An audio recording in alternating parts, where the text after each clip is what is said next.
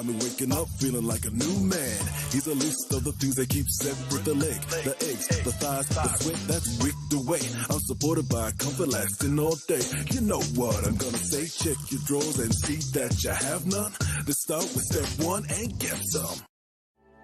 Will you remember this moment? The world as it turns right now. Maybe, but you will remember this season of finals. Witness it. Feel it. This is something we'll never forget. Be part of history. It's unmissable. The UEFA Finals.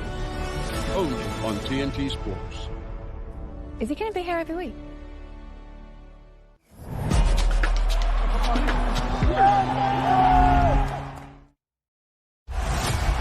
TNT Sports Box Office. Presented by William Hill.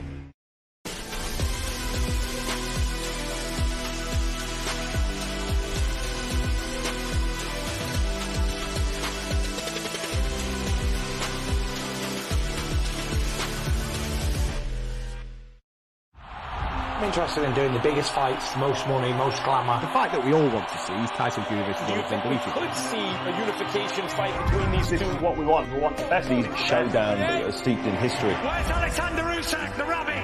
Really belle. Bien man. Hey, rabbit! You are next! The news that it is signed is from the forefront. I didn't think the fight was going to happen. You get me, little sucker! Stop buying it. This is just a perfect situation. I already done one you, Kanye, and I'll do you as well. This is going to be something a little bit special. Tick tock. I need them disputed. I can't wait! We will finally know who the top heavyweight on the planet is. Let's get it on! Let's get it on. The day is finally here. The undisputed heavyweight championship of the world. The Ring of Fire, the Rumble in Riyadh. Tyson Fury and Oleksandr Usyk.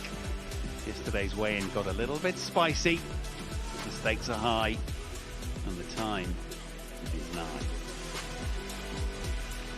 Fantastic to finally have the day and the card that will build and build towards that big finale later.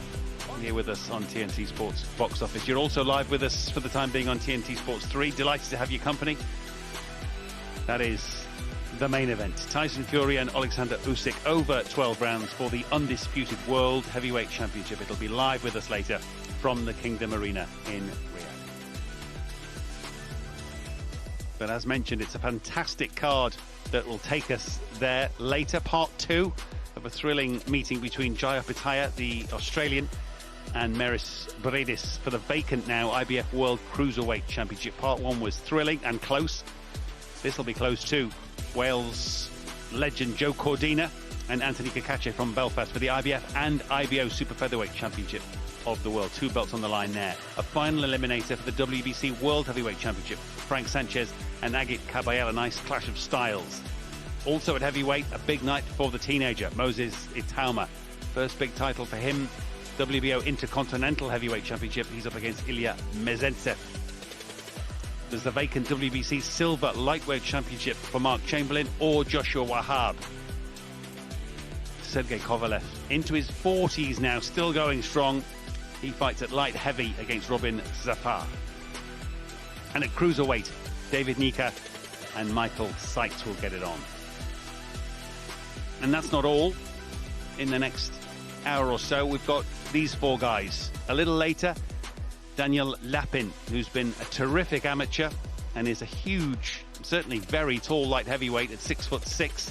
From the Usyk stable, he takes on the Portuguese Octavio Pudivtr. And then shortly, a stablemate and lifelong pal of Tyson Fury's Isaac Lowe, with ideas still of a world shot at featherweight. He takes on the Afghani fighter Hazibullah Ahmadi, who fights from Dubai these days, so not a long trip for him to the Saudi Arabian capital, Riyadh.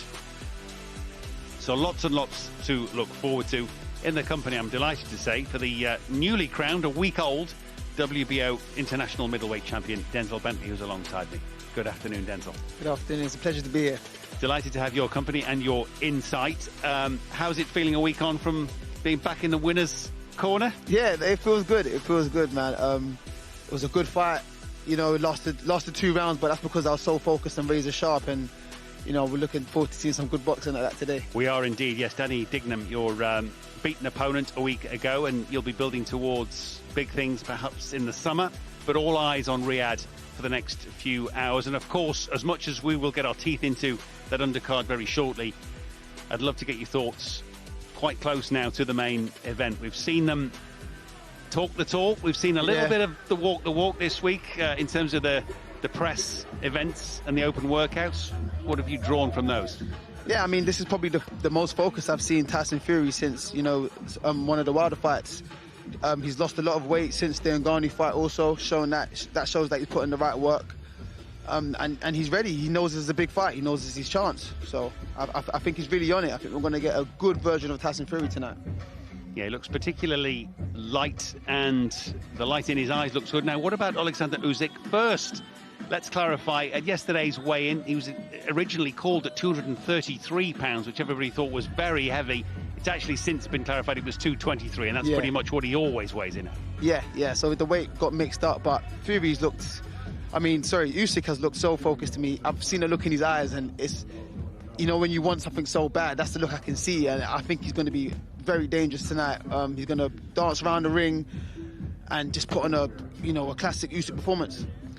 And therein lies the fascination, I think, with these two unbeaten fighters. Let's not forget that, which is extraordinary in this day and age.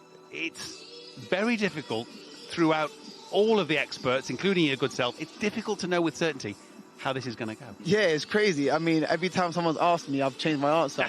It's crazy. And these are the fights that we live for. These are the fights that get us excited and the fights we all want to tune into. So I think it's going to be a great fight tonight, but I think I've been saying my main thing is it depends on the ref. Ladies and gentlemen, we get things started in the As you can see, Thomas Stryber is in the centre ring out in Riyadh.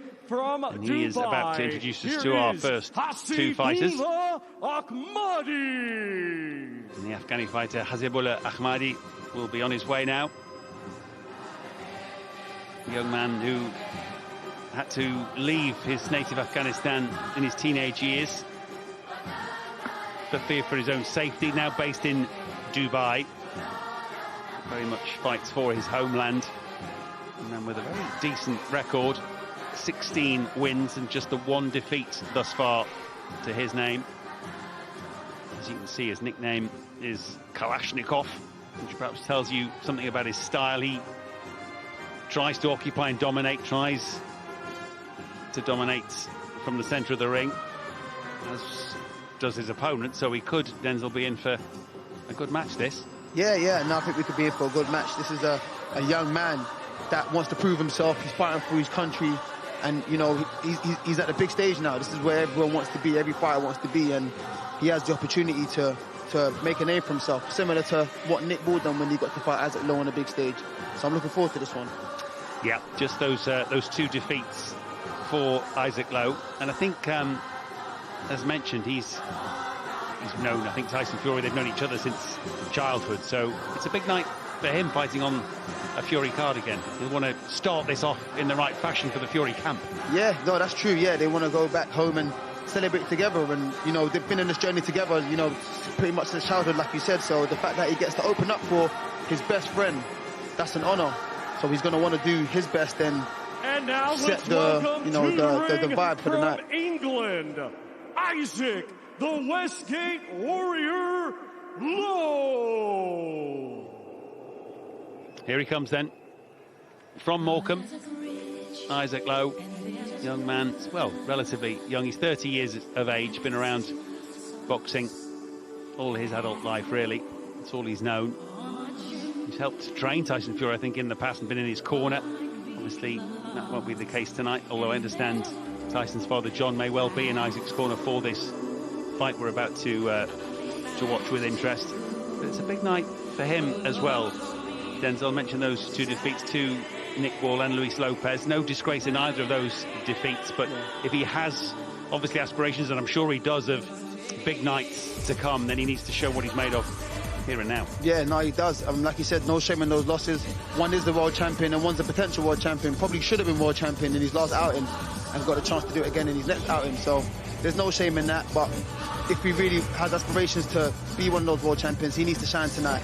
and this is, you know, the first step to going towards that world title dream for him. He's had one or two frustrations in terms of fights being on and then off in the last year or so, and I think from any professional fighter's point of view, clearly you're trying to put food on the table and so on, but the ups and downs, the roller coaster of trying to get ready, then it falling through for maybe nobody's fault, but that can be quite frustrating, quite downheartening at times. Yeah, most definitely, man, because you spend, you know, however many weeks or months getting ready for a fight, and then at the last hurdle, it gets called off because of, you know, an injury or something, or no fault of your own, and then you just got to kind of swallow that pill and, you know, keep motivated and go again. We don't get paid to train, we don't get paid for camps. If anything, we're paying for these camps and we're paying to train. So, like you said, this is the way of putting food on the table for our families and stuff. So when fights get, you know, pushed back or they fall through, it's you know, it can be upsetting. Indeed.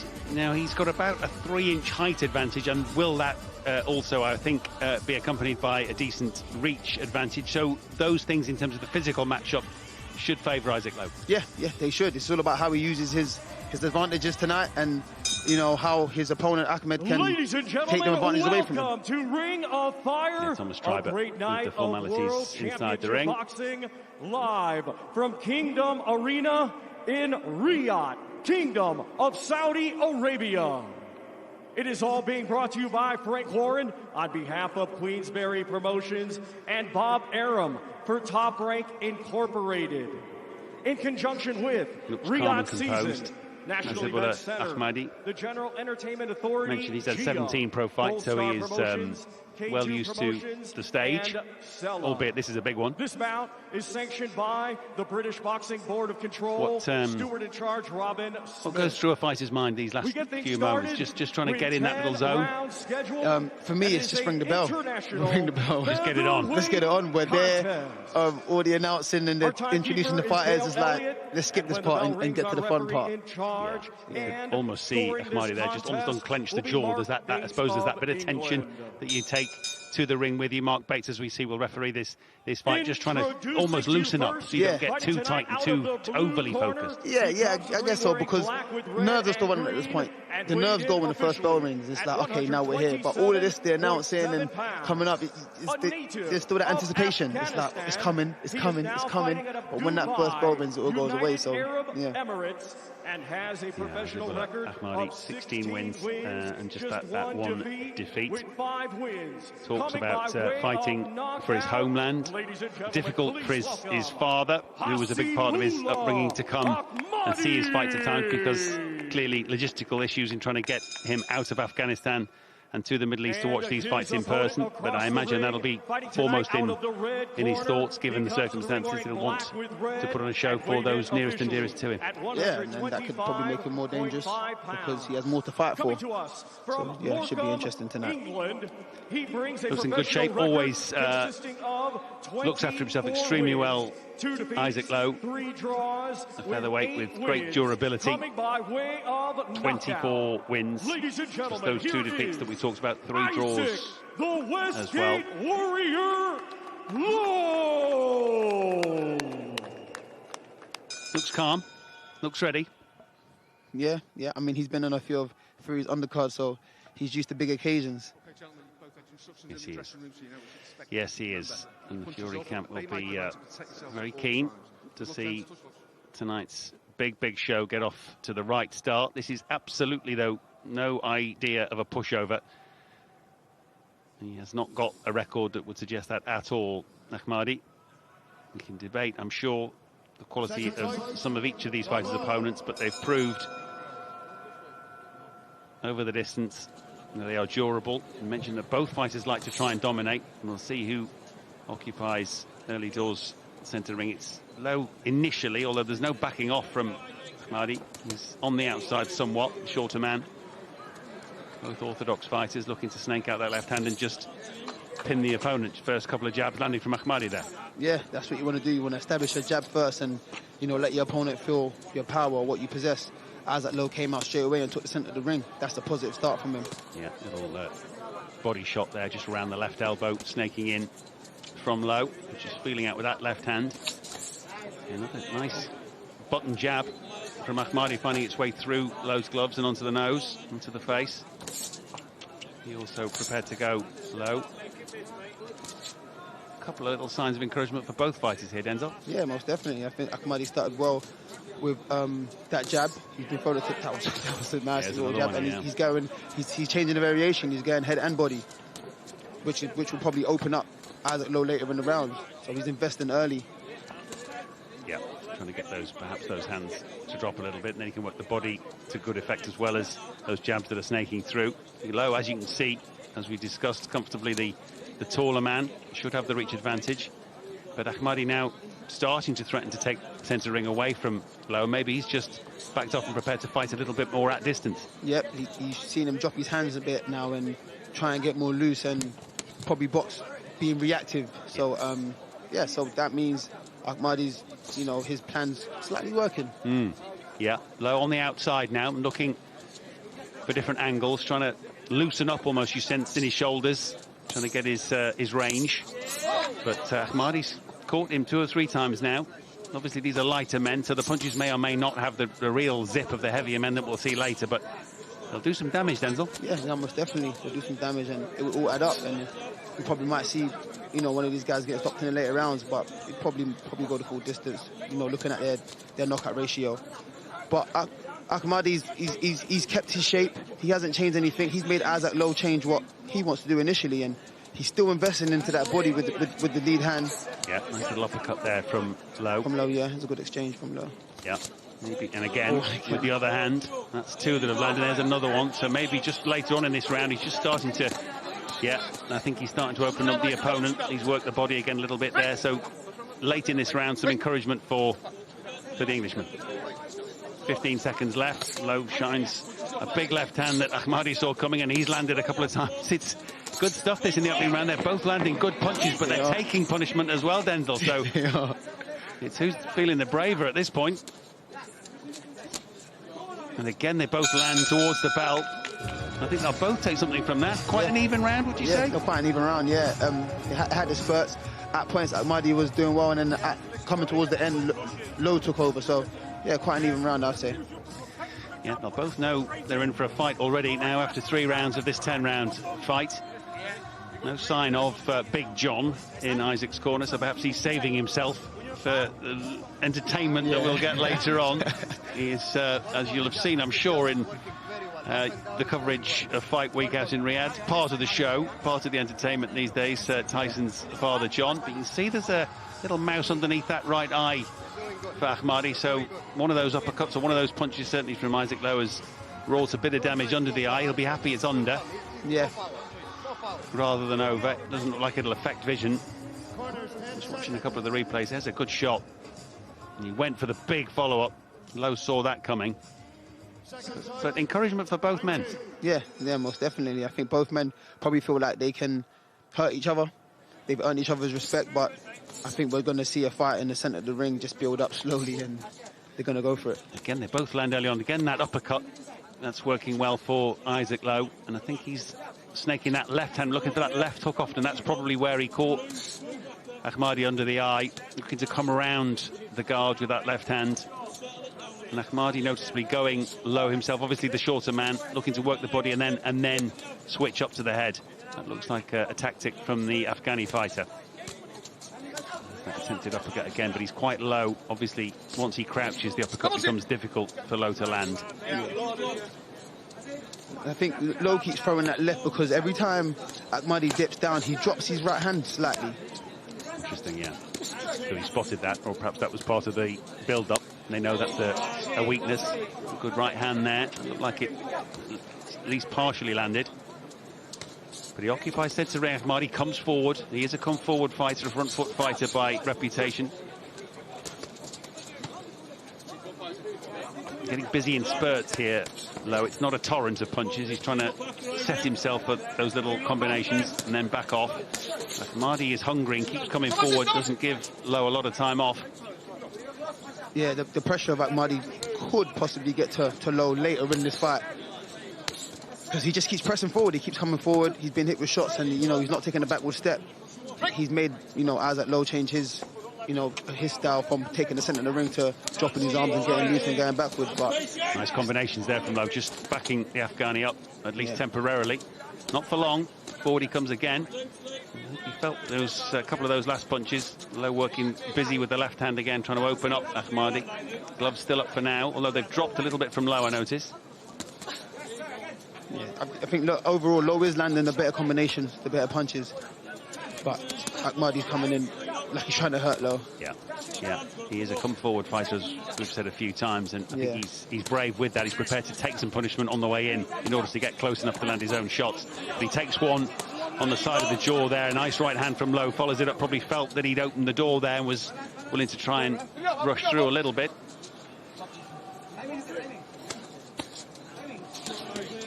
I feel like the cleaner work is coming from Isaac Lowe in terms of the punches. Yeah. But he's going to have to work this opponent down. Yeah, he's going to have to wear him down. It's at a very high pace, to be honest. Yeah, again, combination, different types of punches from Lowe. Looks like he had a quick word with the referee on the way out of that combination, that flurry. That's better. A little feint in and out and creates the range for his punches. He can find a way to... There's a cut somewhere. Yeah, there is. There's some blood somewhere. I don't know if it's Lowe who's been cut. I would suggest it is, because I see nothing on Ahmadi's face. So it may be that Isaac Lowe's been the first to be cut here. Whether it's any kind of concern, we'll perhaps see shortly. There's the eye on that little, on that mouse under the eye. Tough man to make a life for himself away from his homeland.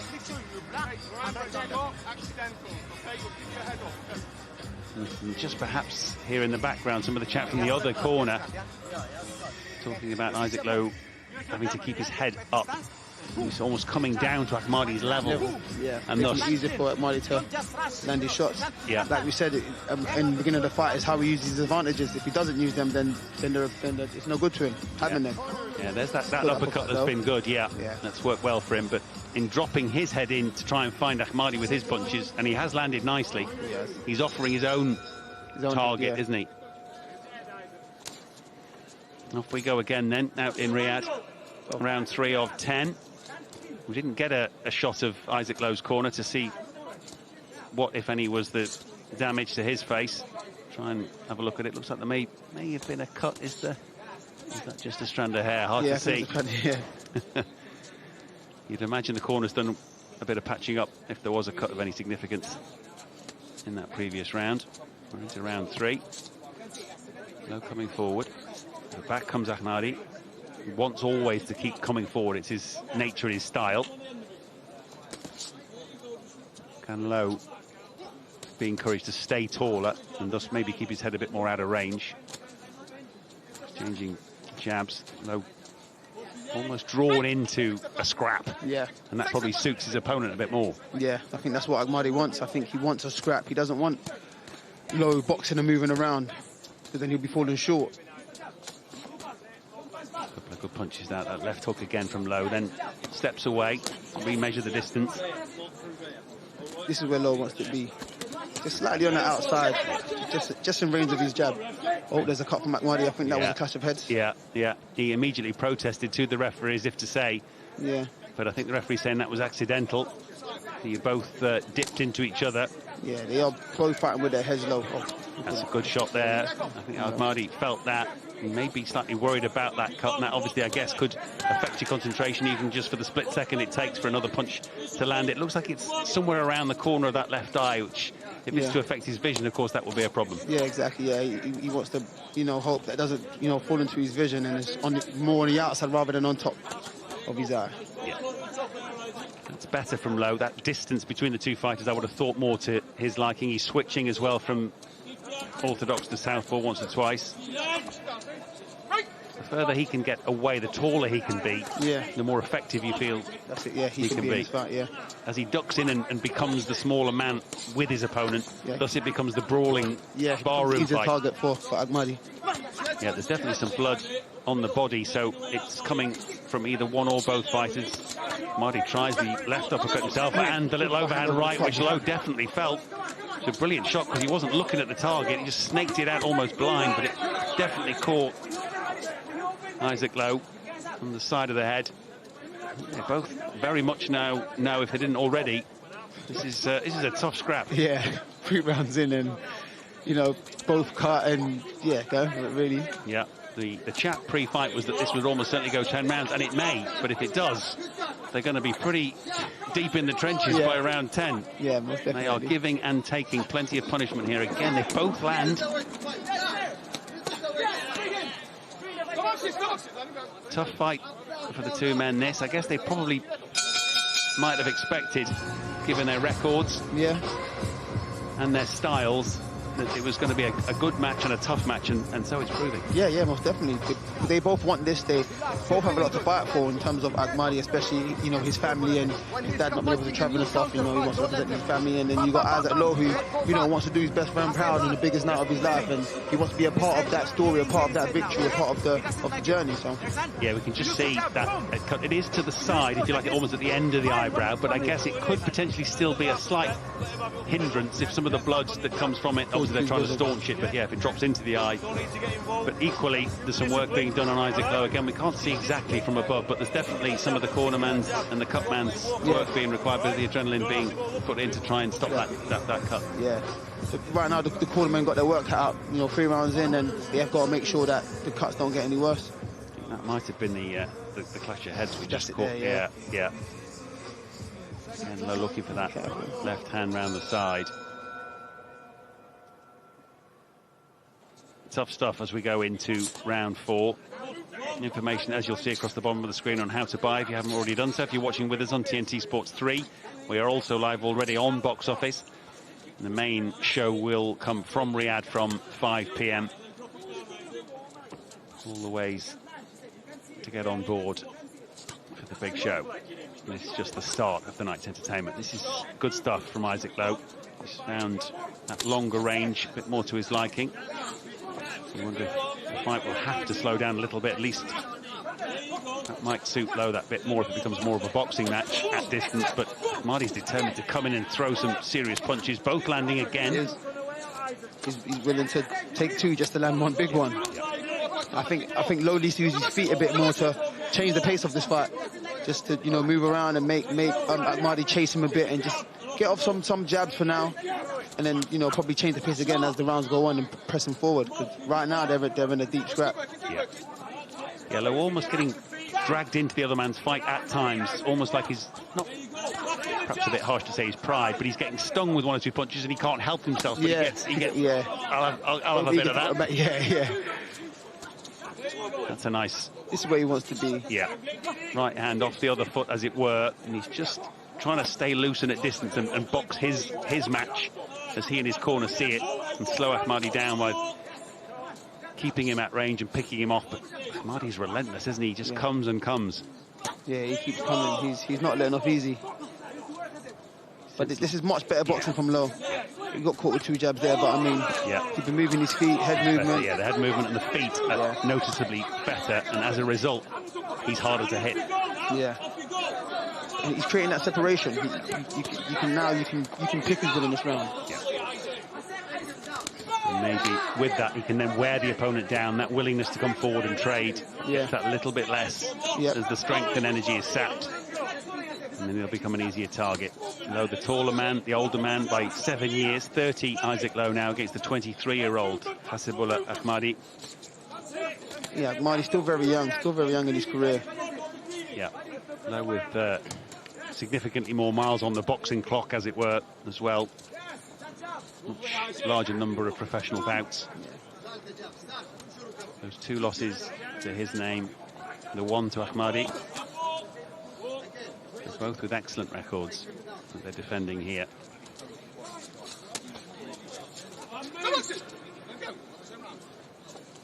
It's a very competitive division, featherweight, across the globe, across the different organisations. Within the UK, obviously, there's clearly Nick Ball, Daniel Collins. There's a number of potential future fights for Isaac Lowe. but he's got to do a job here first. Yeah, most definitely. Those are all future fights that you've named there, and they're probably fights that he'd love to get involved in. Probably would love a rematch with Nick Ball once, you know, if or when he becomes world champion, and you know that would be an exciting fight to make.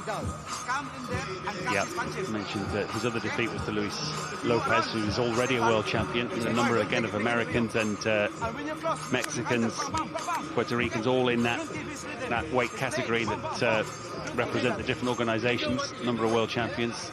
Yeah. So there's many good fights to potentially make, but you have to first beat the guy in front of you, and he is no pushover. He just got caught. Yeah. With the uppercut not landing, and then he's open, of course, as a result. Yeah. And the short left hook. Again, when he's inside and ducking into the space that Ahmadi wants to occupy after 4 rounds, that's where it gets troublesome for Lowe. When he can, as we saw in that last round, keep his distance and pick his man, it seems to get easier. Yeah, and it looks better for him. It looks better. He's making it clear when he does that. When he starts getting into that perimeter where it's close and he's dropping his head and he's coming in, that's when he gets caught with those big shots, them looping shots that Ahmadi is throwing. That's better. You can hear, again, perhaps in the background, the corner, settle down. And yes, he's getting caught here and there because Ahmadi is so relentless coming forward. But as you say, when he gets that separation, that distance, and he can pick his shots and pick his moments to get engaged and then step away, then he looks more in control. Yeah, he looks better. He looks in control. He looks like he's enjoying himself and having fun, rather than when he's in close, you know, trying to have a scrap with a scrapper. Yeah, it's a good shot. Little right hook from Lowe, which looked like it landed. The head movement and the foot movement definitely helping Lowe keep a bit of control. He's chatting almost back to his corner, took one on the way out there. He's lost concentration maybe just for the split second. Yeah, he's got to be dangerous. Keep concentration. All it takes is one shot. And obviously the further he stays away, the harder it is for Ahmadi with the shorter reach to land a meaningful punch. Yeah, he might catch him, but it won't be with any zip or spike. Yeah. It takes that sting away because he's, you know, he's just that little bit far out. An inch can make a big difference in a boxing ring, eh? When it's on the end of a big punch.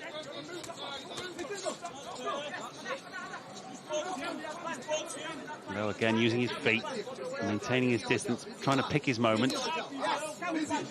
He's fighting the temptation to fight the other man in a... He is, you can see it. Yeah, he wants to come in and dispatch him. Yeah. But every time he does that, he fights the other man's fight a little bit. Good head movement. Just getting underneath some of those... Oh, the haymaker punches from Ahmadi. He is game as you like, Hasibullah Ahmadi. Very prepared to come in and take some in order to get his own punches off. He's got a very good jab, Ahmadi. He's got a very good jab. He's using it well. Every time he lands it, you just see it pop Lowe's head back. Oh, it's a good left hook from Lowe. Oh, good left hook back from Ahmadi. Yeah, they're trading again. They're trading to good effect. There's a couple of good punches from Ahmadi landing. Yes, at distance, but they definitely connected. Lowe took them well. But he's back into a close quarters fight again in this round at times. And that surely looks like it suits the opponent rather more. Lowe's in again, trying to trade. He has got a good left jab, decent hook and uppercut as well. He's got a good array of punches, Ahmadi, for all that he looks a pretty straight up and down fighter. He's tough and he's willing to trade. He is. Isaac Lowe knows full well this is going to be... This is a tough encounter. He's going to have to work hard to overcome Hasibullah Ahmadi. Of course, this is the first of a brilliant card of fights from the Kingdom Arena in Riyadh. We're all the way up to the big one later on TNT Sports box office. Fury and Usyk will meet for the first time in a quarter of a century nigh on to have the right to be called the Undisputed heavyweight champion of the world. All the information again on the screen as to how to buy your way into TNT Sports box office. With all the coverage this afternoon and into this evening. We're live with you on both box office and TNT Sports 3 at the moment. We'll switch to box office only at 5 p.m. for all the build-up and the coverage live from Riyadh. So we're into the 6th round, into the second half of this fight. It's 10-rounder between Isaac Lowe and Hasibullah Ahmadi of Afghanistan. It's been a tough, grueling encounter already for the first half of this fight. Both men have dished it out and taken it. Again, as much as Lowe tries to keep his distance, he's connecting and connecting quite well, Ahmadi. Lowe must be feeling some of those punches. Bigger man, but the strength and zip in some of those shots. And he takes a shot as well, Ahmadi, as he probably has to. Big body shot round the back from Lowe. Clubbing little right hook from Ahmadi, coming forward again. A bit of who's the boss here in terms of the centre. It's Ahmadi again who's just willing to stand and trade. And so Lowe, in backing off, trying to create the space for himself. Slow down as it would have to here, Denzel. They were furious pace for the first 3 or 4 rounds, and inevitably now there's short gaps in the fighting, but it's still pretty intense. Yeah, it's very intense, and Ahmadi's not backing off. I think he wants it at this pace. I think he feels he can tire out Lowe and you know, just keep pressing the pace and eventually hope to get him out of there. But I think Lowe needs to get back to moving and, you know, slowing down that pace and just not saving himself, but just landing the little pitty-patter shots until he can go again and then land some big shots, because right now he's playing Ahmadi's game. Yeah. Good right hook again from Lowe, certainly semi-connected, and the left hook and the uppercut. Some good punches from the Englishman, who talks about being in the best shape physically and mentally of his career coming into this one. He's been a frustrated figure waiting for opportunities, with fights falling through before Christmas. Yeah, he looks in great shape. He looks in good shape. He does. He does. Again, he comes into centre ring and gets involved in that scrap again. He's landing good punches of his own, but he's taking 1 or 2 as well, because Ahmadi is so relentless. And the effects of the punches look like they're affecting Lowe more than they are Ahmadi. Yeah. So he doesn't mind taking 1 to get his off. You get the sense Ahmadi, his whole boxing life has been about taking 1 to give 1. Yeah. Maybe even taking 2 to give 1. Yeah. Lowe, I think, would like to think he's more of the skilled boxer, but he's getting drawn into the fight. He is. You're just complaining to the ref there. I think that's the sign of, you know, losing concentration, and, you know, it's probably getting a bit hard in there. He needs to get that concentration back and just do what he's doing if he wants to win this fight. Still springing on those toes and heels, Isaac Lowe. A good head movement, but again, he just gets clipped. Trying to bob and weave and stay away from that right hand in particular, albeit on the back of a very good left jab, as you've said, Denzel. Ahmadi keeps coming, takes plenty, but he comes and comes for you. And Lowe again forced to dance and stay away as best he can. That cut is still there for Ahmadi. Doesn't look like it's giving him an awful lot of trouble. The trickle of blood is down the outside of the eye. Yes, so he's pretty safe in that sense. I know at times Isaac Lowe's trying to just stand there and show that you can't bully me, to keep Ahmadi off him, but he's just unfortunately he's not strong enough. So he's got to keep on his movement. That little last 10 seconds where he was moving his head, moving his feet, the head movement, he looks good again. But, you know, sometimes you got to bully the bully to make them step back. But in this case, he's not strong enough to do that. Yeah, he's just too relentless, Ahmadi. He wants that fight, and he's prepared to take the punishment that comes with forcing the pace and the space to get smaller and narrower. He's getting plenty of instruction from his corner. Again, a bit of work needed for Isaac Lowe. There's evidently a cut that needs working on there. There's plenty of instruction from his corner. We've heard when we've been able to listen in. They're trying to get him to box rather than scrap, if you will. Yeah. When he boxes, for me, he looks better. But I do understand when someone keeps applying that pressure, when you move back, you're just inviting them in. So you may want to stand there a little bit and just show them you can't do that to me. But in this case, Ahmadi, he's just more physical. He's just much more physical. Yeah. Again, he shortens the distance. Every chance he gets, Ahmadi. Lowe trying to fend him off, pick his shots, and use his feet to dance away. And of course, that's all very well saying it, doing it, it's proving difficult. Just measuring with the left hand, lining the right up. Lowe, both men have just looked that little bit more tired the last round or so. Perhaps the combination of the effort and the punishment they've both endured is starting to show. It's better from Lowe, isn't it? It's better. Yeah. The distance is better, and thus his work looks cleaner. His head movement's good at that distance. He's able to anticipate the shots and get out of the way. It's better. You can see a lot more from that distance. He's not getting caught with looping shots over the top. Because right now, what Ahmadi's doing when he's in close is just throwing and hoping to land. Yeah. But when Lowe's at this distance, he can see it all and he can get out of the way and miss it. Yeah. Still comes forward, Ahmadi, but Lowe, as soon as he creates that separation, that space, he looks happier and the work looks better. Can he keep it up for the second half of this 7th round of 10? Again, perhaps he's just now starting to get dragged back into the scrap again. He almost can't resist. That's a good left jab from Lowe, followed by a nice combination. He steps away to create the separation, but not for long. Forward and forward comes Ahmadi. Oh, he was thinking about the right hand, just got clipped on the way forward.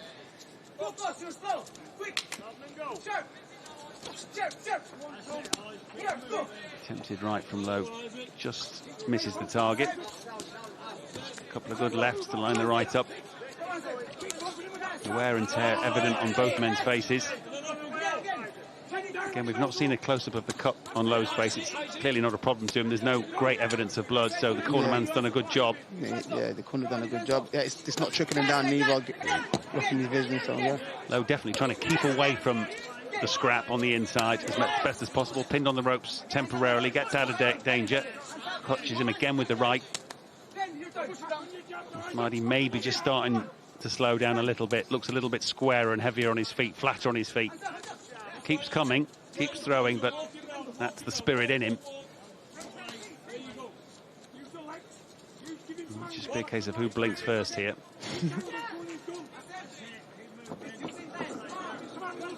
They look durable enough, so if it goes the distance, where would we be in terms of points? Because I guess the aggressions come from the Afghani, but perhaps the skill and the cleaner punches at times have come from Isaac Lowe. So how would you read it? It's a hard one to score. I just know Lowe looks much better when he's boxing from the outside and letting his hands go. Those rounds are easier to score for me.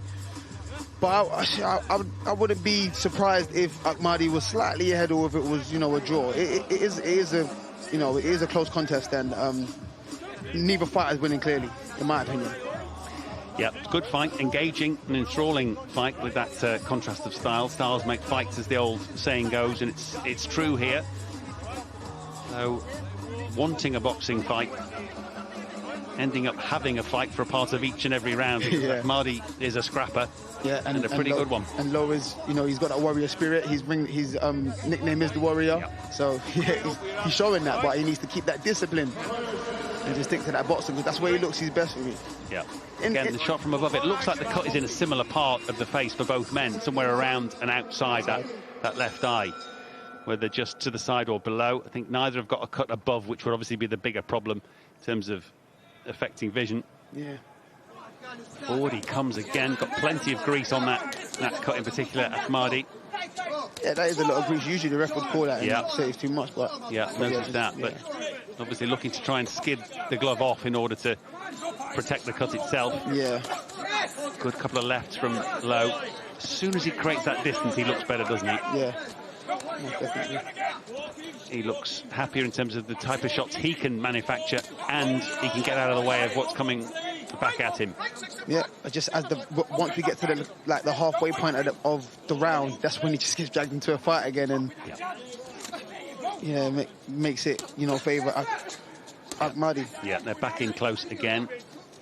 It's almost like he's fighting himself at times, Isaac Lowe, in terms of the type of encounter he's having here. You see John Fury at the edge of the ring. There's John, come to watch.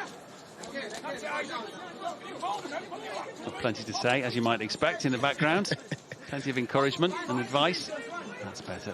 As soon as he loosens up Lowe, he looks more coordinated and less in a barroom brawl. Yeah. A couple of good shots there, starting to just showboat a little bit. This is the kind of fight he will want and will probably prosper in if he can stay at arm's length and use his superior experience and maybe superior technique. Yeah, that's it.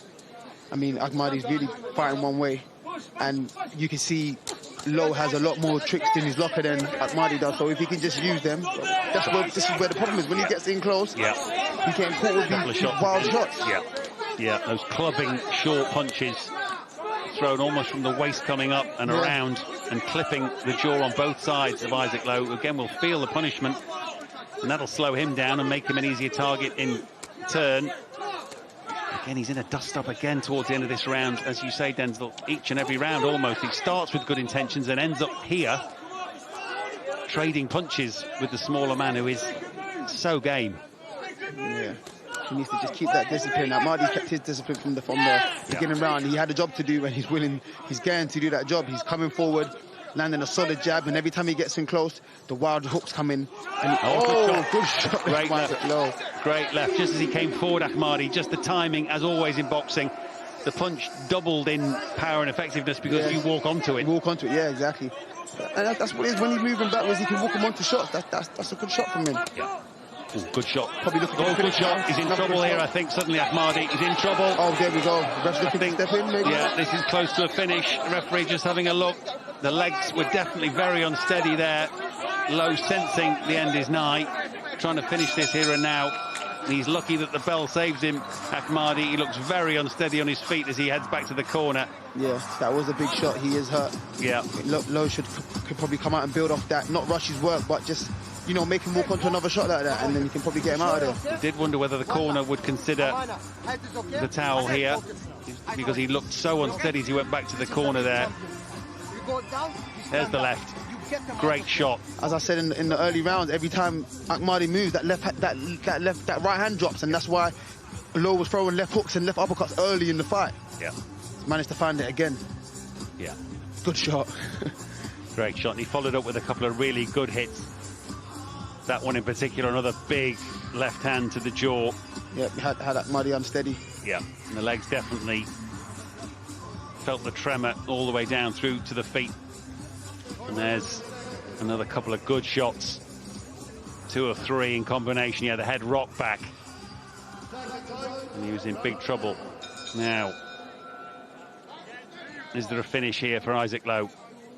When you have a fighter hurt, that kind of gives you a new lease of life. Yeah, more energy. Yeah, more energy, yeah. So he's going to go for it in this round. Of course, he doesn't want to entirely get involved in a scrap again. That's a good left. Just got to be patient enough to wait for the opening. Obviously, Ahmadi's had the rest in between rounds to recover. He's definitely less keen to come forward now, and Lowe is definitely landing again into the start of this round, picking his shots quite nicely. Yeah, he looks reluctant, as he hadn't been previously, and he's getting caught. That left hook right there is landing every time. Yeah. It's working lovely for Lowe. Yeah, you've spotted that early on, and I think he is starting to look like an open target here, Ahmadi. He's feeling it. Yeah, now Lowe's getting his work off. You've seen a different, different Lowe right now. He doesn't look sluggish. He's looking sharp again, but he did get caught there in between. He did, caught a couple of times. Maybe from a tired fighter, so the punch is not quite as zippy, but he's still throwing the odd right haymaker in the hope that he could pull something out of the bag here. Ahmadi, he is brave because he's a man breathing on fumes here. Lowe looking for the uppercut or the hook. It could finish the job here. Cut obviously opened up again. I think there's probably more than one cut now on Ahmadi's face. Yeah. Lowe looking for that hook again and the body shot to try and bring the hands down and open the target up. I think Ahmadi's still hurt from that left hook slightly. Yeah. We're into the penultimate round here, and there's just under a minute and a half left. Lowe wants to finish, but equally, if he comes forward with too much abandon, he could get caught himself. The hands are low. He's back looking to measure his shots. There's a good shot. Again, from the other side, hooking right hand round the arm and onto the head. You cannot fault Ahmadi's bravery here. Courageous fighter, a 23-year-old, based in Dubai. He's very much a proud Afghani. Good jab there. I think if Lowe plays his card, that's another good left hook there. If he plays his cards right, he can get Ahmadi out of there coming to the end of this fight. Yeah, there's 30 seconds left in round 9. Round 9 of 10. The referee's shirt again tells a story of this fight. Both men have been bloodied and bruised. And Lowe again trying to be patient, just wait for the right moment. Ahmadi back to the centre of the ring now. He's perhaps found a little bit of his old courage again. In the last few seconds of this round, Lowe not prepared to be too silly. Just walks away and resets. Comes in again. Yeah, he's found his space now where he can work, and Ahmadi's no more pressing forward, so he can find little breathers and spots like you saw him do. Take a walk. His jab now looks the better, doesn't it? The sharper of the two. Ahmadi's left jab has disappeared a little bit, and Lowe's has come forward to the fore. So 9 rounds in. I think that last couple of rounds, in terms of the points debate we were having earlier, that'll have swung significantly in the fight now in Isaac Lowe's favour. Yeah, most definitely. Isaac Lowe's finishing stronger with that knockdown as well. I think, you know, he's just widening that gap on them scorecards, and it's his fight really. Yep. A lovely right hand there. Yeah. From Lowe. On the way out of the clinch. He saw his opportunity and took it. He was patient. And I think Ahmadi, through that round, just found enough of a second wind to fend him off and reclaim something of the centre of the ring again. But I guess it's courage, really, as much as anything that's got him still in there. Getting through, yeah, definitely. Yeah, there's a lot of things, I'm sure, conscious and subconscious in a fighter, one of which will be, I want to get to the end of this fight, win or lose. I don't want to get stopped. He's made a great account of himself, put on a great effort. You know, he'd want to see the end of this fight. He wouldn't want it to end in a stoppage. And so, just under 3 minutes left of the 10 rounds here at featherweight. Isaac Lowe, you would think, comfortably ahead now with that knockdown and the dominance he's had in the last 2 or 3 rounds. Of course, he'd love to finish the fight inside the distance. Can he find the requisite clean shot or shots to see his man out of there? Equally, he doesn't want to be so keen to come forward in searching for that he leaves himself open, because Ahmadi has shown he's a capable scrapper and willing to throw some big right hands. One word to properly connect, that could turn the tables in a split second. Yeah, it could, but he's boxing at a nice distance here, Lowe. You know, he's keeping everything at the end of his jab. He's not rushing, just caught a left hook there, but... There's proof, if you needed it, that there's still enough danger in that ring for Isaac Lowe to try and keep his distance, come in with caution. Just under 2 minutes now. No need to force the issue for Lowe, as much as he might want the stoppage. Stay away from danger. That's it, really, You don't want to just walk in and, you know, walk into something silly. Yeah, a win is a win in the end against a very durable and courageous man who's only been beaten once previously in professional boxing. These are the shots he doesn't want to... There's a couple of good shots landed there. Back comes Isaac Lowe with a good left jab. But he knows full well, as we can see from a long way away, that he's still in a fight here. Ahmadi will not go quietly. Still trying to nick a win himself here. With just over a minute left, good left jab again, rocks Ahmadi's head back. Good right hand from distance. And again, looking for the meaningful killer shot, Lowe, but knowing that with that comes a degree of risk.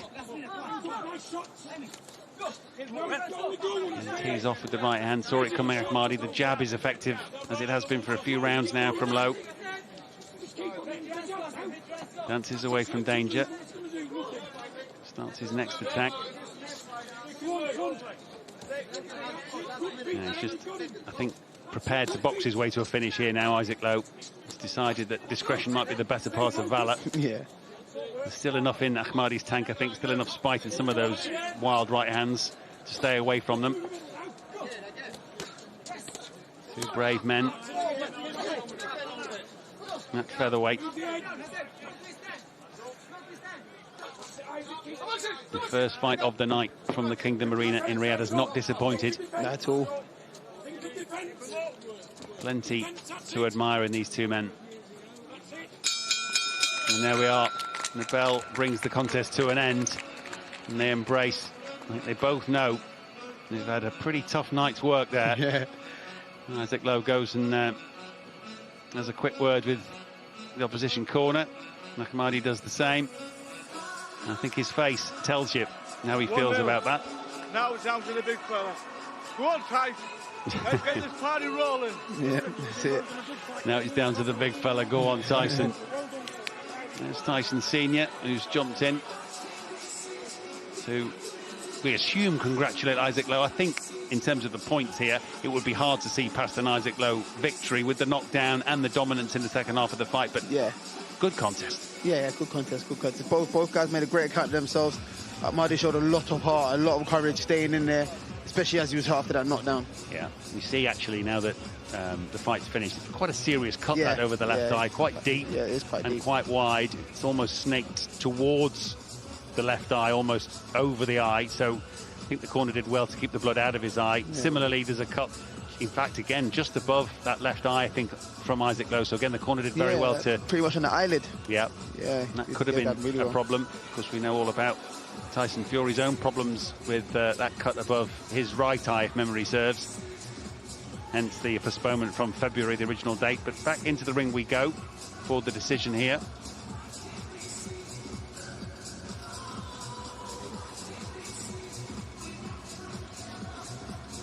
We feel pretty confident that Isaac Lowe has done enough here.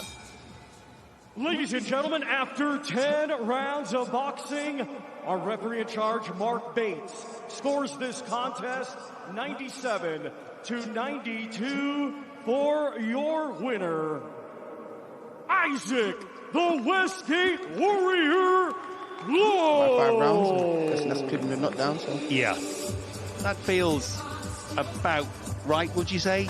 The knockdown would give him a 10-8 round. Yeah, that's probably about right. 1-0, 1 to go. I think we know Isaac's sense of how he hopes the night will unfold from here. Yeah. The men from Morecambe are going to do a job in Riyadh. His job is done successfully, 97-92. As we walk back through the key moments in the fight. Tremendously aggressive start from both men. Real dust-up in the early rounds. Both exchanging good punches. Both getting cut around the left eye. Ahmadi giving as good as he got. And Lowe tempted in at times to a close quarters scrap that perhaps suited the opponent more. Eventually, though, got the space and distance he needed to do his work. Great uppercut there. Yeah, that was a great uppercut. Yeah, he was landing a lot of those all night. And I just thought he looked way better in that distance when he kept his range and his distance at the end of the jab, and that was the left hook that put Ahmadi down, and it was a great shot. Yeah, followed it up with a couple of almost punches, a couple of them landing pretty successfully.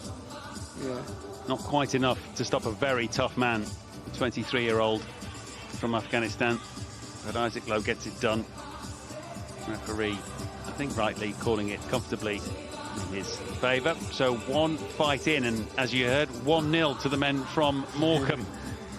We will take a short break here on TNT Sports 3 and Box Office, but plenty more to come from the Kingdom Arena in Riyadh.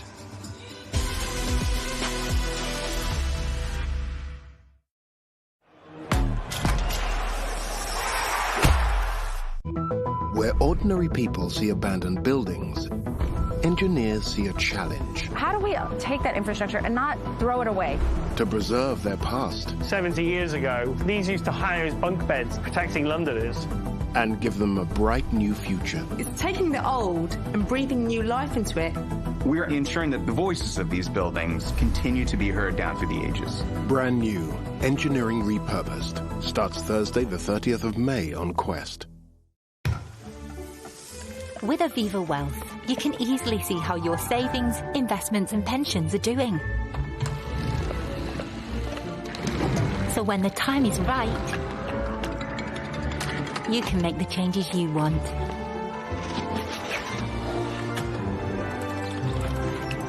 Helping you put the right pieces together for your future. It takes Aviva Wealth. Savings, investments, pensions.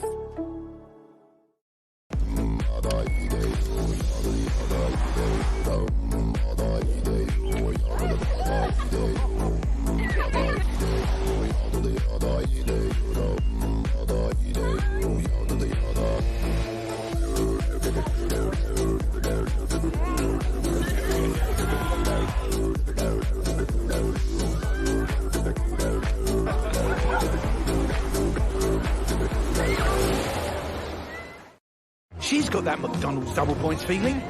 Yep, him too. Shall we? And then, because they've ordered the improved classics with My McDonald's Rewards. Unlock in app today. Congrats. See you on Monday.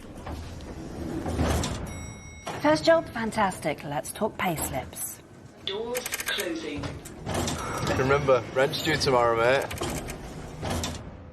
Well done, son. Have you thought about your long-term savings plan?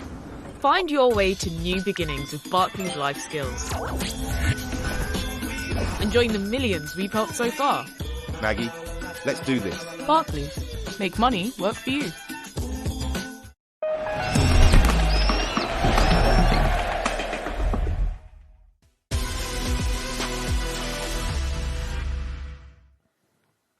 Welcome back to the Kingdom Arena in Riyadh, Saudi Arabia. We are building up towards that Ring of Fire meeting between Tyson Fury and Oleksandr Usyk. It's all live on TNT Sports box office from 5 p.m. tonight. You can use the QR code on the screen, or you can go to tntsports.co.uk/box office to get involved. For more information on T's and C's, also you can use the website. The QR code is all you need to buy in and be ready for all the coverage from Riyadh from 5 p.m. We are already on box office, but we are equally, for the time being, live with you on TNT Sports 3. We've already seen Isaac Lowe, stablemate of Tyson Fury, get the job done against a very game Afghani fighter in Hazibullah Ahmadi. But of course, we are building up to the big one. These two, if not quite Denzel Bentley alongside me face to face at times this week. They will be face to face in a few hours' time. Was this just all part of the dance, all part of the ritual, or was anything to be read into this? I mean, some people want to read into it, but I just think Fury just decided he's not going to entertain him or play into Usyk's mind games, because I think Usyk had been really subtly playing mind games with Fury, and I think Fury is starting to feel it a little bit, so he decided, I'm not going to face off with you. Do the mind games make a difference in the end, or is it just all part of the pre-match, pre-fight routine? It can do. It can do. It can make you fight differently because, you know, you feel a certain way because of what's been going on. But other than that, yeah, it's just funny and good to see. I mean, this had everyone talking, and they were comparing it to old fights, like when Dylan White didn't want to look at Anthony Joshua, or when Errol Spence didn't want to look at Terence Crawford, and they're saying, "Oh, like, what does this mean?" So it's good to look into, to be honest. Yeah, you could gauge a kind of who blinks first, and in this case, you'd say Tyson has blinked first, not looking in Usyk's. But you did like the look in Usyk's eyes, didn't you? The last couple of days, you feel there's a kind of there's a focus there. There's there's a bit of, you know, we're finally here, and this is my time, and it's destiny type of look, and that's made me feel like he can do it. But listen, we'll find out in a few hours. We will, and as Denzel has said, if you're listening earlier, every time someone asks him, including me, every time he goes to the shop, opens the door, meets somebody new, they ask, and he changes his mind, which tells you plenty. Yeah. No one's quite sure, of course, that is why we watch. The not knowing is the best thing about boxing, about professional sport. Yep. If you want a happy ending, watch a film. Watch a film, yeah. That's it. It might go wrong tonight. One of these guys is going to have a blemish. Literally. O is going to go. And we just don't know who. What we do know is who comes next out in Riyadh. And again, it's an intriguing clash of sizes, of styles, of backgrounds, of stories. Boxing throws up so many of these. This man is Octavio Pudivtr. He is a big, brave boxer, now based in Porto in Portugal, born in Mozambique in southern Africa, a former Portuguese colony, of course. He's been a professional boxer. He's tried his hand at MMA and come back to professional boxing with an impressive record of 9 wins and just 1 defeat, that to Britain's Willie Hutchinson, and that defeat came just 5 days after his previous encounter. So Denzel Bentley, he's durable and he's willing. Yeah, most definitely. I mean, to take a fight 5 days after you've already fought is, you know, pretty insane. Everyone would like a wrestle, would like to recover, especially with someone with aspirations of a winning record and stuff, but I guess some opportunities are just too hard to turn down. How much would somebody have to offer you to fight 5 days after? And it's not allowed in Britain, so let's be clear. It would have to be hypothetical. Yeah, I mean, but many zeros. Many zeros. Something that's going to change my life for, forever. So, yeah, to even consider it. Octavio Pudivtr is known as Tank, as you can see on the back of his walk-on warm-up jacket. As Thomas Schreiber welcomes his opponent. The undefeated Daniel Lapin! The Ukrainian Daniel Lapin, born in Crimea. And he is a big man. He is 6'6" tall, Daniel Lapin, which is, even for the big men of boxing, at light heavyweight, that is a significant height. Yeah, that's a cheat code. It's a cheat code. And he's a southpaw. Indeed. Yeah, so it's quite the combination. He is a man with a big amateur record, relatively late, as many Ukrainians can be, to professional boxing, albeit an unblemished 9-0 record. But he's 26, he had nigh on 300 amateur fights. And so he knows his way around a ring. Very experienced. Very experienced. Like you said, he just turned professional late, but with 300 amateur fights, that's a lot of experience. Yeah. Very impressive early record. He was, I believe, the first fighter that Oleksandr Usyk signed to his own stable, so clearly saw something in this relatively young man. He's been pretty much perfect in paying his paymaster back, if you will, thus far with that 9-0 record. Looks like he's getting better all the time. He's starting to put stoppages together with those early points wins that came on his card. He's had the hair done in blue and yellow colours, to represent his nation. Yeah, I mean, them late stoppages that you're talking about that have now started to come, that just means he's learned how to sit on his shots and put them, big power shots together. So he's going to be even more dangerous now. We thought he was awkward before. He's become awkward and dangerous. That's a bad combination for the light heavyweight division. I wouldn't like the sound of that. Yeah, awkward and dangerous, two words I would like to avoid in a boxing ring. Yeah, he looks the part, and as you'll see shortly, he will, even though he's a big man, his opponent, Octavio Pudivtr, he will tower over him, Daniel Lapin. Part, and it seems can back it up. He actually, interestingly, Denzel has talked about his hobbies away from the ring. They include writing poetry. Now, how many boxers have you come across that are poets and they didn't know it? None. I mean, that is very different. It's very different. It just shows he's good with his mind. And yeah, it probably gives him a little bit of downtime. That helps him, probably in camp when he's locked away. And he just, sits down and writes some poetry. So I think that's good. I think that's good for, the mental state of a fighter. Maybe you should try your hand. I don't think I'm very good at Stepped in the ring, the bell went ding ding. And then I came out with a win. Yeah, there you go. Ladies and gentlemen, this there you go. We're up and running. Here we go. Dynamic duo. We're up and running. With a very short-lived career in poetry. Never known. No, not really about us, this. It's about that man and his opponent. Of Queensberry Promotions and Bob Arum for Top Rank Incorporated. In conjunction with Riyadh Season, National Event Center, the General Entertainment Authority, GIA, Gold Star Promotions, K2 Promotions, and again, a clash of perhaps styles we'll see, but certainly physiques. The two types of light heavyweight, I guess you'd see. It's a bit of an in-between weight. You're obviously too big for middle, and you're something short of heavy, at least for the time being. The very tall, rangy man, and the stocky, powerful man in Pudivtr. Yeah, I mean, Pudivtr is probably more of the kind of physiques you'll see as a light heavyweight. I mean, Lapin is, he's one of a kind. I've never seen a light heavyweight that's 6'6". So yeah, it's different. So he's probably found it hard to get sparring for this fight or for this opponent.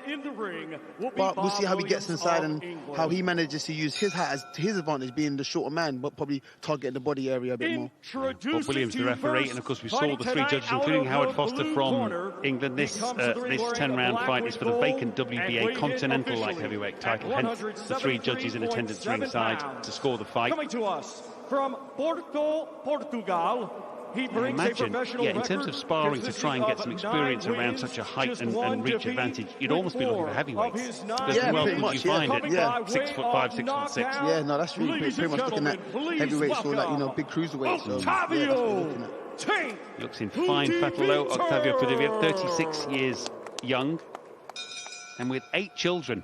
So he's fighting for a living. Yeah, he's got a lot of mouths to feed, and I can see his warrior spirit. But just looking at his tattoos, he's got tattoos of a lot of warriors on him, and that just shows the type of man he is. I think he's going to go in for a war today.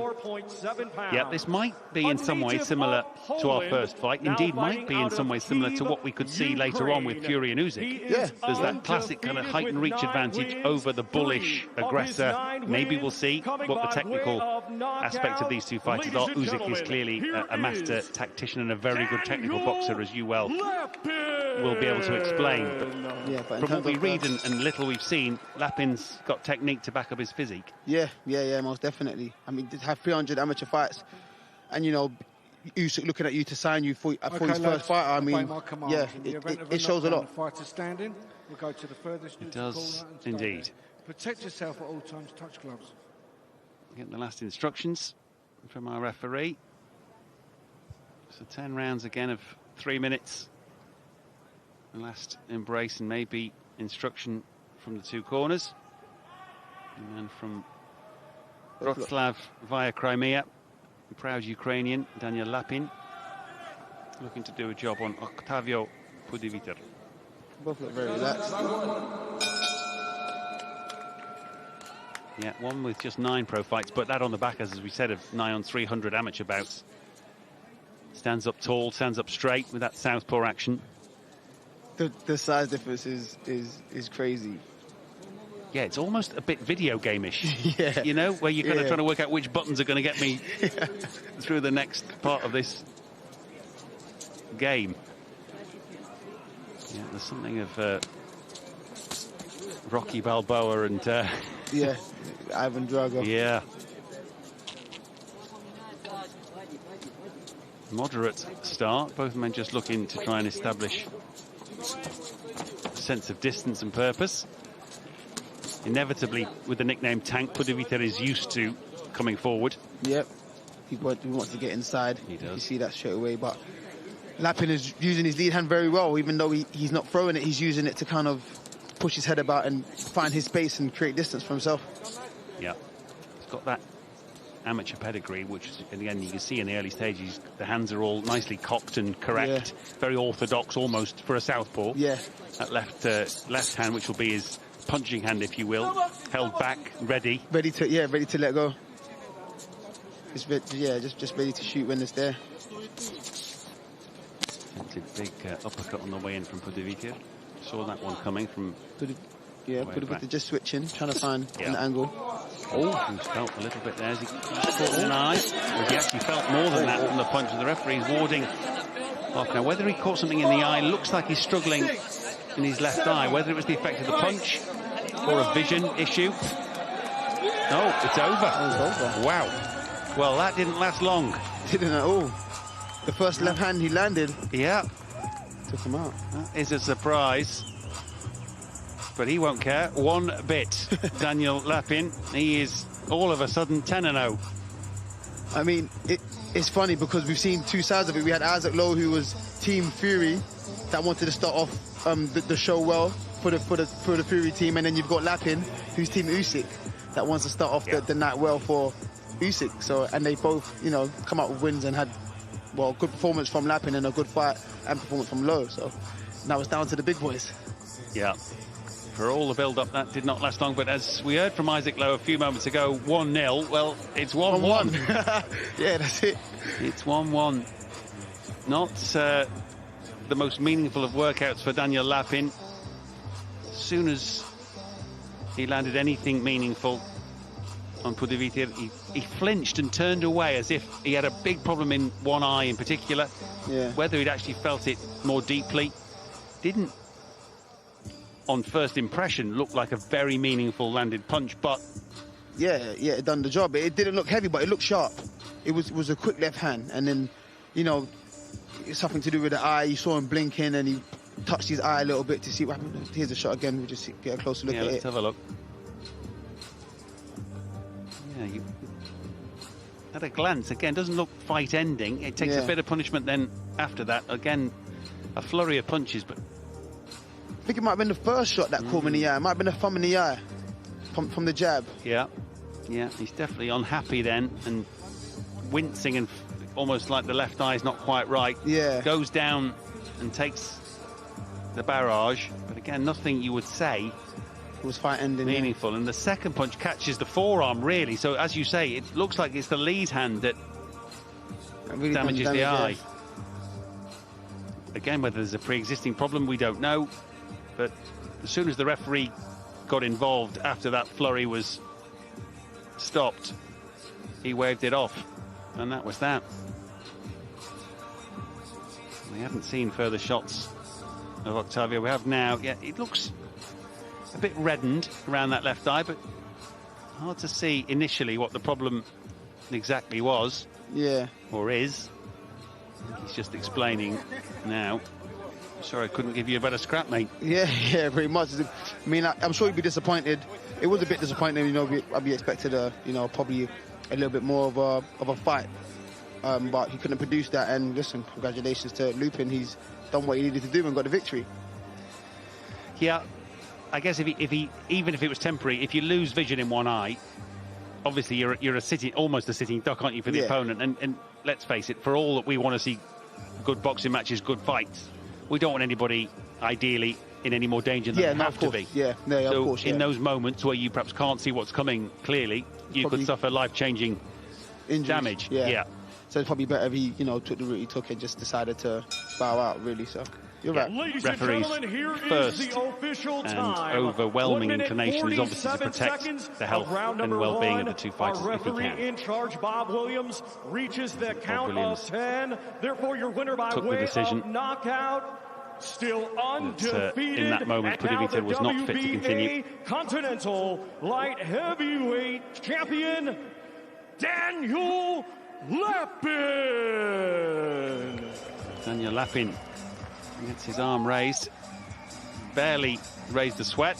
It's another stoppage, however untidy you might say it is. Yeah. And he's got the belt to go with the victory.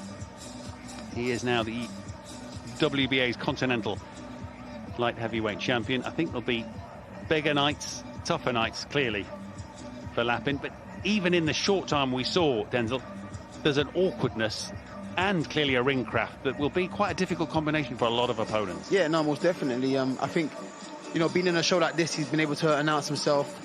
And I hope to see more of him. I want to see how good he is and how good he could be. So he's got that title there. That's going to put him in the rankings. He'll probably keep defending that until he gets into position to fight, some of the big boys that are in his weight class, the Joshua Buatsis, who's #1 in that division, and the Dan Aziz, who's, I think, #2 in that division, and Anthony Yards, and all these guys, that would be good for him to see, to fight, sorry. So I'd like to see it. Yeah, I think a number of those British boys you've mentioned would have liked to have seen a bit more. Yeah. In terms of what they'd have learned about a potential exactly. future opponent. And I would have liked to have seen at least a few rounds. Yeah, because now you're looking at someone you don't know much about and could be dangerous. So if they got a few rounds, they can kind of gauge how good or how dangerous he could be. But there's loads of potential fights for him. You got Craig Richards, another light heavyweight, who's on the 5v5 next month. And they're all fighting out in Saudi. So these are fights that could all be made, and they'll be interesting fights, to be honest. Yep, indeed. And as we said, it's one apiece because Lapin signed by Oleksandr Usyk into that stable, if you will. So clearly belief and support from the Usyk camp in Daniel Lapin, who's definitely not new to boxing, not even now after 10 fights, new really to professional boxing, but starting to stretch his legs towards, he hopes, bigger paydays and important titles. This is perhaps the first of the belts he feels he's capable of winning. Yeah, no, most definitely. I mean, 300 amateur fights, you've dedicated yourself to the sport. You deserve everything you get out of it. So hopefully he goes on to earn bigger paydays and bigger title fights, and we see more of him. He's someone that can go through the divisions. He can go to cruiserweight and go to heavyweight and do it just like, his idol Oleksandr Usyk has done it, except he'll have an extra weight because he's done that like heavy. So indeed. It is one of the big jumps, isn't it, in terms of the weight categories in boxing, in the men's game, from light heavyweight to cruiser. That's one of the big gaps. Yeah, that's a massive gap. And he looks quite a wiry guy. He could obviously put weight on. Yeah. Whether that would change his ability to get around the ring, it's because he's such a tall fella. Yeah, he is. But, I mean, the more he puts on, if he's carrying that power and he can keep that power, then I think he'll be okay. He's quite tall. He probably walks around quite heavy. So it might not be a big, but maybe when he gets to heavyweight, if he does ever go to heavyweight, that might slow down the feet a bit and change things. But listen, he's got good company in Usyk. Usyk will show him how he done it, because everyone thought moving up to heavyweight for Usyk would, take that little bit of movement away from him, and he looks amazing. So we've seen a man from Morecambe win on points in Isaac Lowe, and now we've seen Daniel Lapin put a point on the board for Camp Usyk. And of course, we're 2 fights into a magnificent night of boxing from the Kingdom Arena in Riyadh, all building up to the Undisputed Championship of the World. The two men, Tyson Fury and Oleksandr Usyk, about to face off. Undefeated, the undefeated, to find out who is the best heavyweight in the world. This man, Oleksandr Usyk, and this man, Tyson Fury. What does it mean to you to be the #1 heavyweight in the world? Для мене більше значить бути нормальною, порядною людиною, аніж першим номером heavyweight. Well, I think we both are decent men. We're both family men. We've both got children. We're both God-fearing men. So I don't think you can be any more decent. But listen, the belts are one thing aside, but me and him's got to go fight now. There's been a big build-up, and now we're going to see who's better out of me and Oleksandr. But I'm a conqueror. Remember that. He's Alexander, but I am the great. So we'll see. Now, in the past, there have been some insults. Not terrible insults, but mild insults. All part of the game, Tyson? Yeah. All part of the fun and games. Мені здається, в розумному плані це нормально, коли ми підвищуємо рівень нашого поєдинку. Але коли ти переходиш на якісь більш грубі речі, я думаю, що це особисте і цього не треба робити, тому що на нас дивляться наші діти. Мене взагалі нічого не оскарбляє з слів Тайсона Ф'юрі. Взагалі нічого. I've been at this game a long, long time. Professional over 15 years now. What more? He's average size man, 6'3", 16 stone. He's the same build as every other heavyweight that mostly you're going to fight. He's a left-handed man. I've got a brother who's left-handed. My dad's left-handed. So it's not like I'm not used to fighting people who's left-handed or messing around with them. So it is what it is. Це бій техніки, це бій серця, це бій всієї моєї кар'єри та спортивної кар'єри і спортивного мого життя. Люди хочуть це побачити. Люди хочуть побачити Тайсона Ф'юрі і Олександра Усика в ринзі за абсолюта. І ми повинні подарувати їм цей поєдинок, тому що вони заслуговують на це. Is it the fight of your life, Tyson? Every fight is the fight of my life. Especially an undefeated man. Cruiserweight world champion, heavyweight world champion, Olympic gold medalist. Gotta be. I gotta prove it all again. I know he can't beat me. I know he can't. Listen, he's a God-fearing man. So am I. I know. We are the two biggest Christians in boxing. Without a failure. He can train all he wants. I can train all I want. But whoever God wants to win this fight will win. It don't matter if you're from the gutter or the kingdom of wherever. Whoever's chosen to win this fight will win it. More than anything, why I respect you more than all the other boxers is because your faith. Yes, of course. That's why I respect you. Listen, champion, great. But to see someone also, a world champion, who's also big faith in God, is unbelievable. Мені взагалі не потрібна ненависть, тому що я виконую свою роботу на 300%. Я люблю те, що я роблю. І ненависть породжує ненависть. В мене є спортивна злость, мені цього достатньо. 24 years since we had an undisputed champion in boxing. It's our destiny now to go on and fight for the championship. Nobody else was chosen in all the 24 years. Many heavyweight champions before you, before me, before us. But they didn't have the opportunity to fight for the undisputed championship for one reason or the other. Of course. So all we've got to do now is dance. And I look forward to the challenge. I'd like, if you could, a prediction. I can outbox him. I'm a very good boxer, but I don't really use it anymore. When I boxed Vladimir Klitschko, I outboxed him. Beautiful. Feinted, slip, slided, and he couldn't land any punches. I'll do the same to him if I want to, or else I'll just go on the front foot and get stuck into him.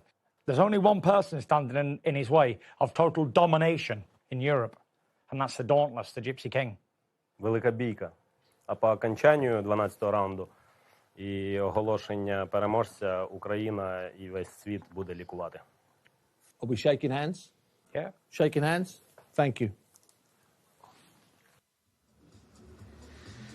That the face-off, if you will. Both men talking the talk. In terms of the tail of the tape, we talked a little bit, Denzel, about that big height and reach advantage. I guess, though, it's what you do with it. Yeah, exactly. It's what you do with it. You've seen tall fighters fight small, see smaller fighters not being able to get inside, so it's what you do with the advantages that counts at the end of the day. Yeah. Usyk was declared initially yesterday at that weigh-in at 233 pounds. That's been corrected to a much more normal for him, 223. And Fury is much lighter than he has been for quite a while. A lot lighter than he was against Ngannou in a pretty underwhelming outing last time out. But that's 6'9" and therefore 6-inch height advantage. And an even bigger 7-inch reach advantage. That's big. That's big. It is big. Like you said about the weight, I mean, I think that means he's taking this fight a lot more serious than he has in his last outings. I'm not sure how much time he spent with his coach, Sugar Hill, yeah, before that last Ngannou fight, because he was talking about Isaac Lowe training him. It just shows you how, unserious he was for that fight. But this fight, I think he's really locked himself away and got ready for this fight, especially with the extra time he had because of that cut he had in sparring. What about something that perhaps doesn't always get discussed in a tail of the tape? Look, Usyk, 21 fights. Yeah. Fury 34, and there's been some toughies. Obviously, that trilogy with Wilder springs to mind, but there's been one or two others as well that he's had to dig deep in. The Wellin fight where he got cut, obviously, and Ngannou last time out where he had to work harder than he probably wanted to. It's kind of miles on the clock, I'm suggesting. It's a hard thing to measure, but there's more miles on Fury's clock, I would suggest. Yeah, there is, you're right. Them fights with Wilder, all three of them were hard, grueling fights.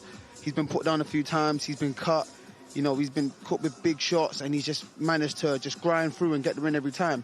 Usyk's had a much smoother career because of his boxing skills, hasn't been caught up into having scraps, or he's just been disciplined and does what he does. So he has less miles on the clock, but he also had a lot of amateur fights going to the Olympics, World Championships and stuff. So in terms of experience, it evens out. But as a pro, getting caught with the shots that Fury's been caught with and the cuts and the big shots and the grueling fights, yeah, that is miles on the clock, I would say.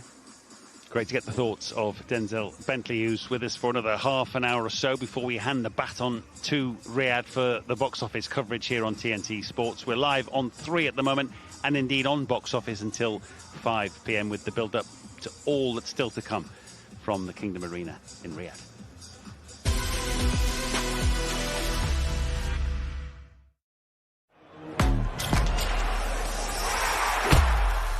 This isn't just football. This is crunch time. Come take a walk with me. This is in our DNA. It's just who we are, mate. This is passion, quiet, desire. Oh my days. See my shedding this year, one less they've never been there. This is for the fans. Absolutely speechless. This isn't just football. This is everything. This is TNT Sports. Make sure your shoes are tied. You're now walking with greatness. So many clothes, but nothing to wear. Turn your nothing to wear into something you'll love. It's now free to sell your pre-owned clothes on eBay. eBay, things people love. She's got that McDonald's double points feeling. Yep, him too. Shall we? And them.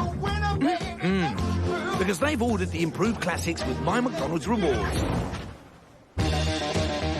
Unlock an app today. One moment, you're wondering what the difference is between a fish finger and a fish goujon, and the next, call them whatever you like. You're a millionaire. Lotto makes 2 millionaires a week on average. Will you be next? Can the Jones family please buy new school uniforms and pay phone bills, plus gym memberships, your cat's birthday, haircuts, more school uniforms, yoga classes, the shed door is wonky. Find your way to new adventures with Barclays Savings Goals.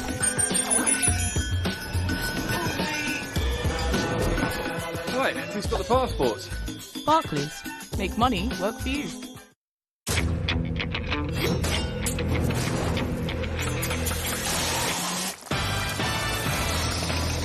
Ooh la la.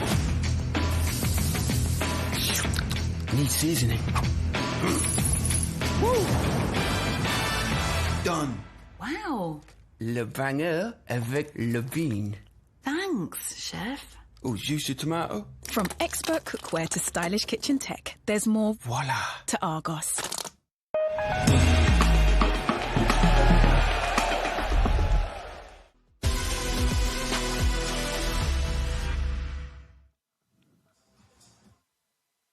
Incredible.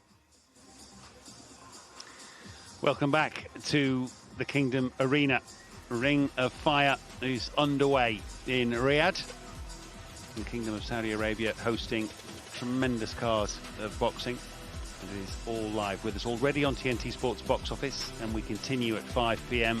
with our team out in Riyadh. We're also live for another half an hour or so here on TNT Sports 3. You've already seen two fights come and go. A win for Isaac Lowe at featherweight out of the Fury camp, and a win just a few minutes ago for Daniel Lapin at light heavy. He very much in Camp Usyk.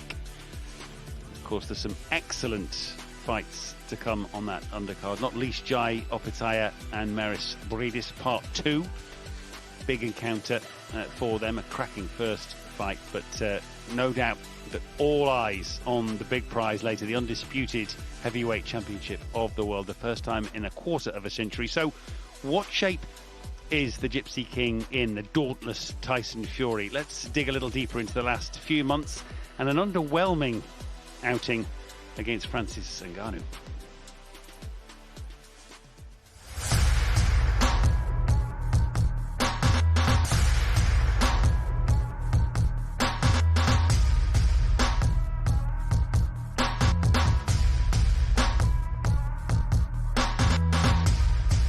We are seeing history made. One of the most dangerous men in combat sport. I expect him to win this fight relatively easily. Make no mistake, Tyson Fury will leave 0 stones unturned, and I will come in at my fittest and strongest and best I've ever been to defeat this man. Ngannou's fought big guys at heavyweight, but he's not fought someone the likes of Tyson Fury, someone that moves like he does. I have never seen anybody hit with the power that Francis has. From one punch, the fight can be over, and that kind of intrigue and that kind of suspense draws people. This fight's going to last as long as Tyson Fury wants it to last. Tyson Fury is just a superior boxer. In Saudi Arabia, it's going to be Tyson Fury and Francis Ngannou. Battle of the baddest. The two biggest fighters on the planet. The best man in MMA at heavyweight. The best man in boxing at heavyweight. You never underestimate anybody. Everybody who faces me has the same chance in winning. I punch a chance.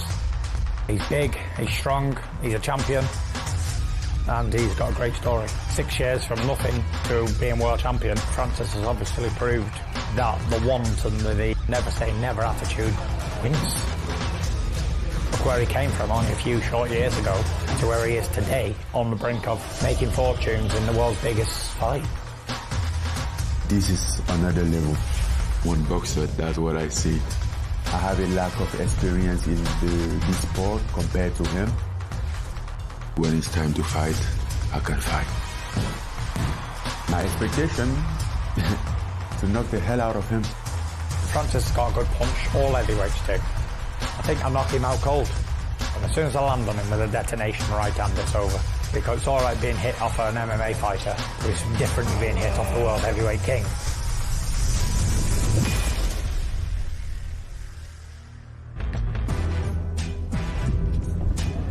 Two worlds are set to collide here at the Kingdom Arena in the capital city of Saudi Arabia, Riyadh. Now, MMA meets boxing as former UFC heavyweight champion Francis Ngannou takes on the current WBC and lineal heavyweight champion of the world, Tyson Fury.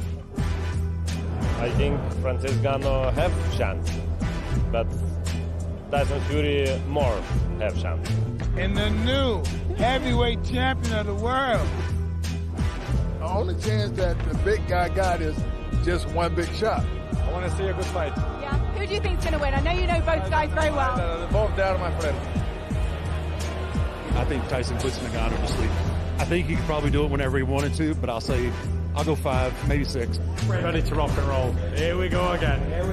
I thought I was past all this. Here I'm back at it again. Must be a glutton for punishment. Yeah, Tyson Fury definitely has the edge, but you can't really count Francis out because, you know, he's powerful. We are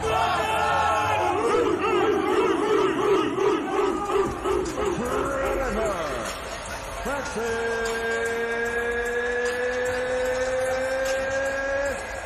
Ngannou.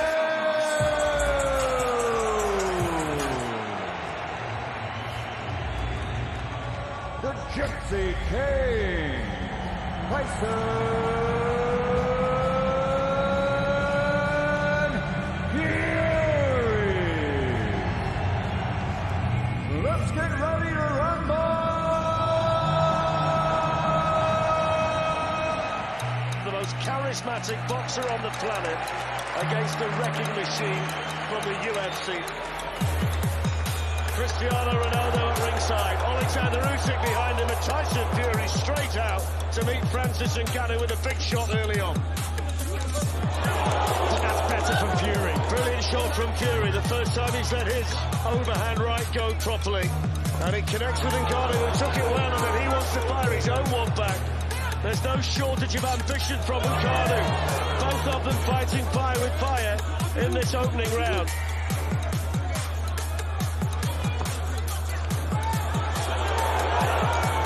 Tyson Fury just having a paw at that eye after Ngannou landed that particular one. You ain't got to rush him. It's all about you getting your timing. You hear me? You got to get the timing on the shot first. You trying to run in and lunge and catch it.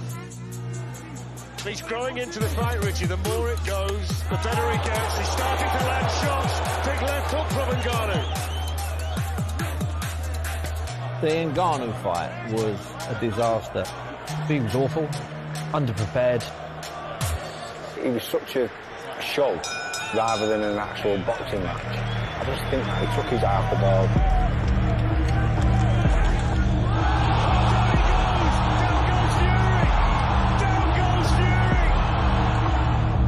Да, коли я побачив нокдаун, я трошки запереживав. Ви знаєте, я насамперед дуже хвилювався за Тайсона Ф'юрі. Champion has to pick himself off the canvas. Unbelievable left hook came from Ngannou. Fury's okay, he's been there many times before, but that is an incredible punch from Francis Ngannou. Incredible. How much damage has it done? Are we on the verge of a sensation here in Riyadh? Та я навіть кричав Тайсону, щоб він працював джебом і рухався. Astonishing. What an amazing turnaround. What an amazing punch.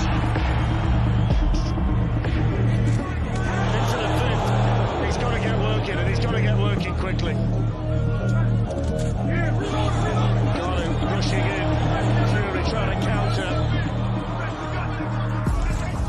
Oh, that's better. That's a lot better from Fury. That's so much better. Very, very quick with that combination. Into the 7th here. Certainly get the impression that Tyson Fury's going to dominate the rest of the way. 3 to go into the 8th. This stage of the fight onwards, that's really going to test the stamina of Francis Ngannou. Whether that time out of left hand, good left hand by Ngannou. Ngannou starting to go to work again, starting to let the punches go. Fury looks tired. I just can't even imagine what Oleksandr Usyk's thinking right now. He's up, look, flexing, crowd love him. Well, there's the final bell. We're going to go to the scorecards, and who knows? The Ngannou corner are celebrating. They think he's won it. Winner by split decision. Still undefeated from the United Kingdom. the WBC Heavyweight World Champion, the Gypsy King, Tyson Fury. I thought that Francis Ngannou won that fight. I think Tyson maybe overlooked him. Ні, мені здається, от, з точки зору боксу Тайсон переміг. Звісно, що накладається важкість на те, що Нгану це не боксер, а Тайсон Ф'юрі це чемпіон світу в важкій вазі. Here's what we're looking forward to next. Oleksandr Usyk against Tyson Fury. We're going to hear from them now. Listen, it's been going on a long time. You're supposed to fight in April at Wembley. It never happened. Let's do the fight over here. His Excellency Turkey El-Sheikh is going to put the fight on for all about the Undisputed Heavyweight Championship of the world. Let's go, my brother. Let's go. Oleksandr. Let's go.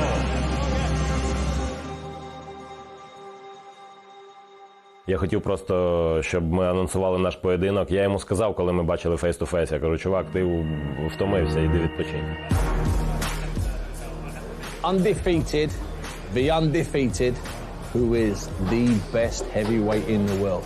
2 world champions, Oleksandr Usyk, Tyson Fury. Run, rabbit, run, rabbit, run, run, run. Usyk's got to him mentally. You know what's coming, you're getting smashed to pieces, sausage. Fury likes to be in control with the mind games, and he's not in control in this situation. You're fighting the best British heavyweight there's ever been. You beat all the rest of them, but you ain't beat Tyson Fury yet. He's shriveled up now, do you have? Tyson Fury every time a lot of speak, but for me it doesn't matter. I more speak in the ring. The best version of Tyson Fury has been and gone. In the last couple of years, he had the win against Dillian Whyte, he had the win against Derek Chisora, but they weren't as competitive as what this fight is going to be. Has he still got it in him? If there was ever a fight to bring it out of him, then it is this one. This is the big one. He's still got that desire. Usyk is more of a technical fighter, very, very much smaller. The sheer size of him, if he can just use that and make it simple, then I think he runs away with it. Usyk's far too smart of a fighter to just fall into that trap of having the bigger guy use his size against him. He can get himself into range and then touch you 3, 4, 5 times before he puts that power shot in. I hope that the fight happens, no one's got injured, and the whole planet gonna be witnessing the biggest fight of the heavyweight in this century. Look at that right there. Woo! Nice little elbow right in the eye. The eye injury, savage cut. Nobody training for a fight wants to get injured, and they certainly don't want to get cut. Heartbreak when the fight was postponed. At first I was a little bit depressed. Very quickly the date was rescheduled. Готуюсь до нього вже на протязі багатьох років, відтоді, як він переміг Володимира. If he's better than me, then he beat me. If I'm better than him, I'll beat him. Всієї моєї спортивної кар'єри і спортивного мого життя. Люди хочуть це побачити. Люди хочуть побачити Тайсона Ф'юрі і Олександра Усика в ринзі. Багато хлопців з фронту пишуть мені, мої друзі, з якими я зустрічаюсь. Вони хочуть мотивації, вони хочуть цю перемогу. І це як їхня перемога. Це перемога всієї країни моєї. Every fight is the fight of my life. Especially an undefeated man. Cruiserweight world champion, heavyweight world champion, Olympic gold medalist. I got to prove it all again. It's been such a long time, so many stops and starts. We're finally here. It's probably a bigger fight now. The biggest fight of the 21st century. I don't hate him, he don't hate me. I respect him. We're going to find out who the best heavyweight in the world is. It's been 24 years since we had an undisputed champion in boxing. It's for our destiny now to fight for the championship. It's unfortunate for Oleksandr that he's got to fight Tyson Fury in my era. And I will be victorious.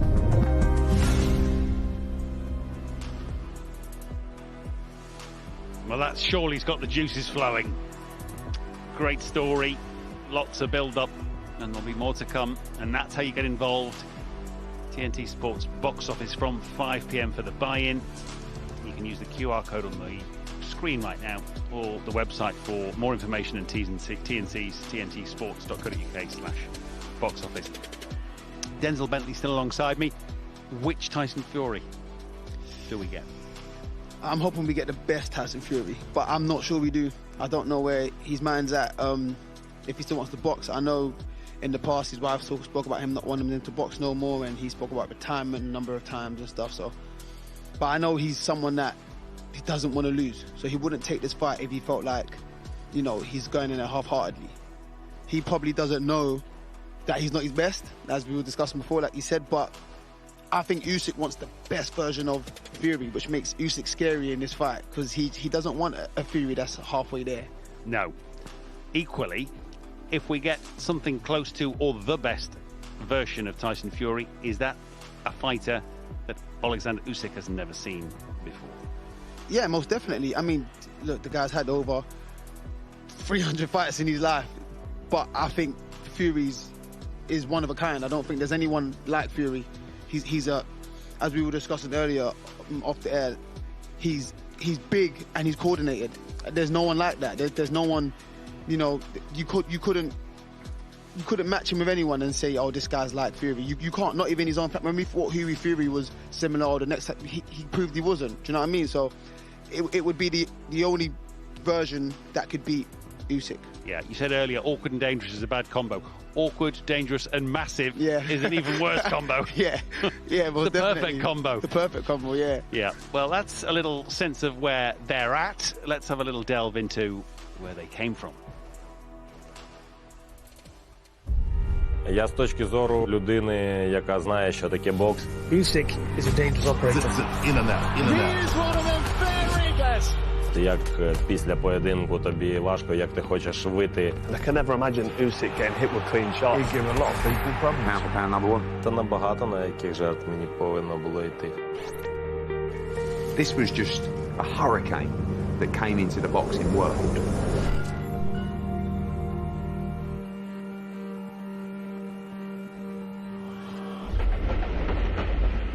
Де більше я ріс, зростав на вулиці. Сімферополь в хуліганському середовищі ріс.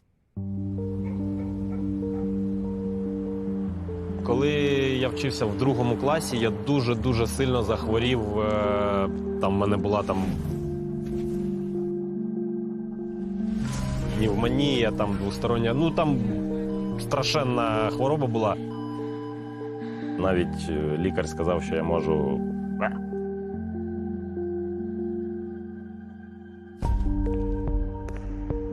Пріст, батюшка, коли прийшов до нас в больницю, він сказав, що мені треба молитися, і Бог вирішує, скільки я буду жити. Я по сьогоднішній день кожного дня кажу йому дякую. Насамперед, я займався футболом, різними видами спорту, але у мене не було коштів для того, щоб платити, я пішов на бокс. Учасником збірної команди України це перший раз відбулося в 2006 році, коли мені було 19 років. Пішла вгору моя боксерська кар'єра, і я відвідав Oleksandr Usyk. батьку. Він мені казав, що в мене вийде. Він побачив, що я став олімпійським чемпіоном, але я не встиг приїхати з золотою медаллю, щоб йому показати. Коли я приїхав, то він вже лежав у дерев'яній коробці. Я просто достав її сумку і приклав до його руки, отак його рукою мертвою потримав і вийшов з кімнати.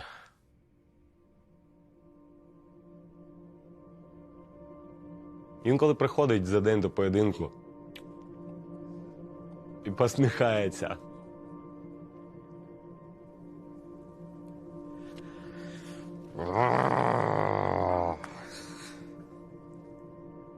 Don't cry, you man. Кажуть, що чоловіки не плачуть. Мужики плачуть сильними сльозами. Такими сильними сльозами. Це неймовірний шлях був. He's a southpaw, he's an Olympic gold medalist, he has incredible footwork. He unified all the cruiserweight titles. He's only done one thing, win. It shows you what an incredible fighter he is. I think he has more power in heavyweight. Usyk belongs where he is. He's a serious fighter.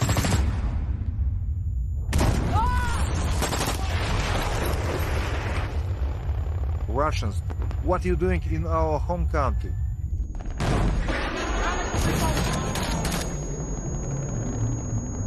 Я зразу почав думати, як мені повернутися, тому що в Україну літаки не літають.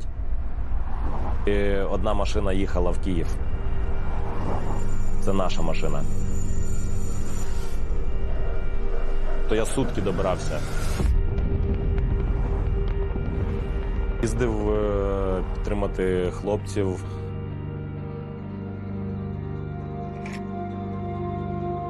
Знаєте, я насамперед, коли вийшов там з машини, ми там лазили йшли там по окопам, і я про що подумав? Я почав нюхати, що відбувається. Там смертю пахне. І з Віталієм Володимировичем, з обома, да, і коли ми тільки на початку вступили там в тероборону, я спілкувався з Віталієм Володимировичем. Каже, молодець, що ти там все таке, але ти більше зробиш, якщо будеш говорити про це в Європі, в Америці, що у нас відбувається, і ти зможеш допомогти своїй країні трошки по-іншому.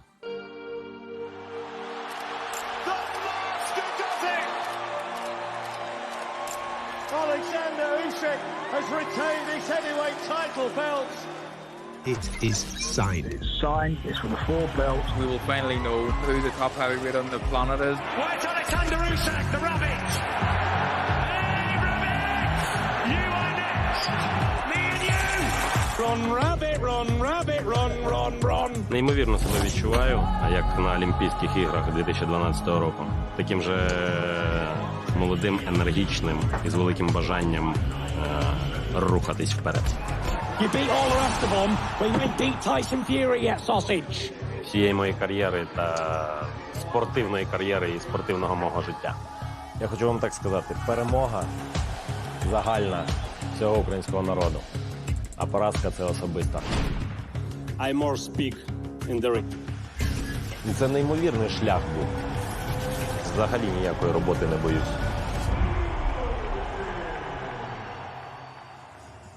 Brilliant insight into the two men, particularly Usyk. Every fighter, Denzel's got a backstory. It often involves suffering. I'm sure you've got your own. Does it matter when you get into the ring? No, most definitely. It gives you a reason to fight, and I guess it switches you on differently. It gives you a different urge of, just gives you a different energy, something to fight for. It makes it worthwhile. It makes you dig deeper, and he has a lot to fight for. Just by watching what we just saw. Yeah, I don't think we're in any doubt which Usyk turns up tonight. Yeah. What we're not sure about is which Fury. And if it's the best Fury, is that too much? Is that too big? Is that too awkward? Is that too dangerous? Yeah. For even the best Usyk? It could be, but I think that's the version of Fury Usyk wants. So Usyk's ready for the challenge and he's up for whatever Fury turns up. For sure, if it's as good tonight as it's been all week in Saudi, we're in for a treat. Massive week. We're going to go straight in at the top about the size of the event. The fact that we've got these two fighters together for a fight we haven't seen for 25 years, Richie. Yeah, incredible and great for the sport, Steve. It's a fight that everyone wants to see, and it's much needed. It's really needed in the sport, so it doesn't get bigger than this for me. I don't think you can kind of underestimate the magnitude of this fight. It's massive, massive for our sport. Massive for sport, really, like to have an undisputed champion. It's the first one since Lennox Lewis. I don't know, I just feel like a kid in a toy shop. Like, I'm absolutely buzzing about this. Do you get the sense that the winner of this doesn't just become the undisputed heavyweight champion in the world, but he becomes this giant inside sport? Because you've already touched on that. This is great for boxing, of course it is. But is it something also that sport needs? I think that most rational thinking sports fans would still agree that the heavyweight champ, undisputed heavyweight champion of the world, is the greatest prize in sport. Cole, you mentioned there that you felt like a sort of child in a sweet shop or in a toy shop. Explain what you mean, because you've been in some big fights in the ring, massive sold-out arenas. You've been in some big fights outside the ring, and yet here you are looking me in the eye and saying, "I feel like a child. I feel like a kid in a sweet shop." I'm a boxing fan, Bunsey. That's what I am. And I mean, they say this is work. But I'm absolutely loving what I'm doing. And if this is work, then I'm happy to do it for the rest of my days and be involved in these humongous events. I just feel honoured and privileged to be here. Well, this is a bit of work. How does it end? I just think that Tyson Fury will be just that step too far for Oleksandr Usyk. I think he'll be a little bit too big. He's a difficult opponent to get to if he doesn't want to get hit. Yes. If he decides to box at range, then it's going to be really difficult for Usyk. And I think a late stoppage for Tyson Fury. If he stops his energy, I think you could see a late stoppage for Fury.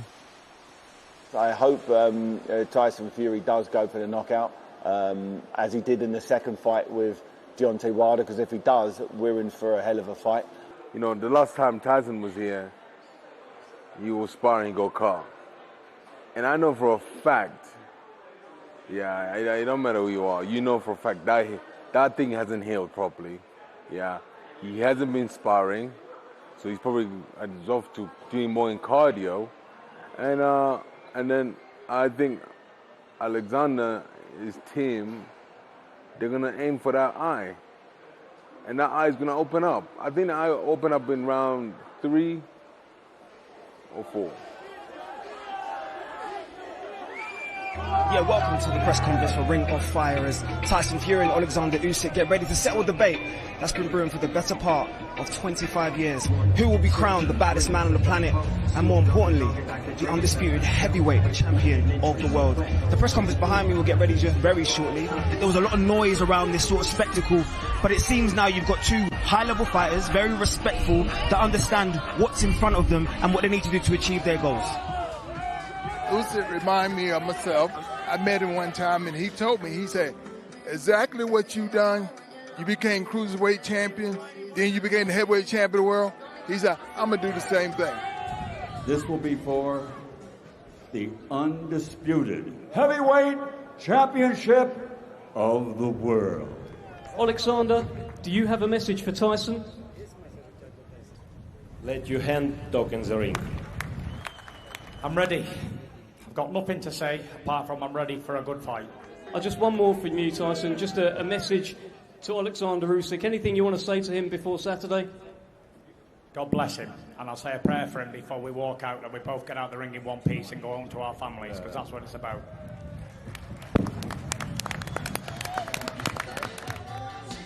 Mind games here, Carl. Yeah, Tyson doesn't want to look at him. I think it looks maybe he's going to turn and look, maybe not. No, I don't think so. This is interesting, isn't it? I'm almost intrigued as to what the message Tyson Fury is trying to send to Oleksandr Usyk by doing something like this. You've been in a fighter's shoes, both of you have achieved in terms of the highest level. What message is he trying to send by not even giving them the respect of acknowledging them there? I think with Tyson Fury, they're both very experienced. They've seen it all before.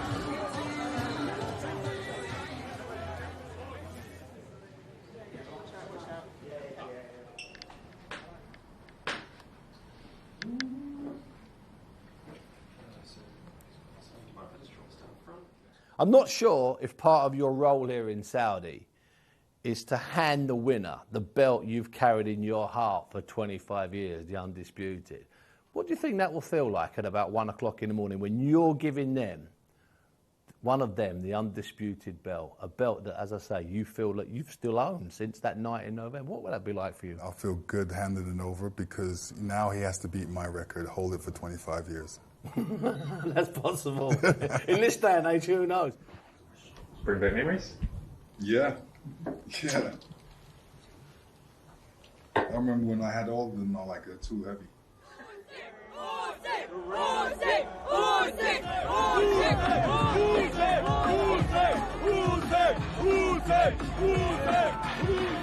What a week. 25 years we've had to wait to crown an undisputed heavyweight champion of the world. Come on, Tyson! Come on, Tyson! And if the explosion at the weigh-in is anything to go by, well then tonight is due to be something very special.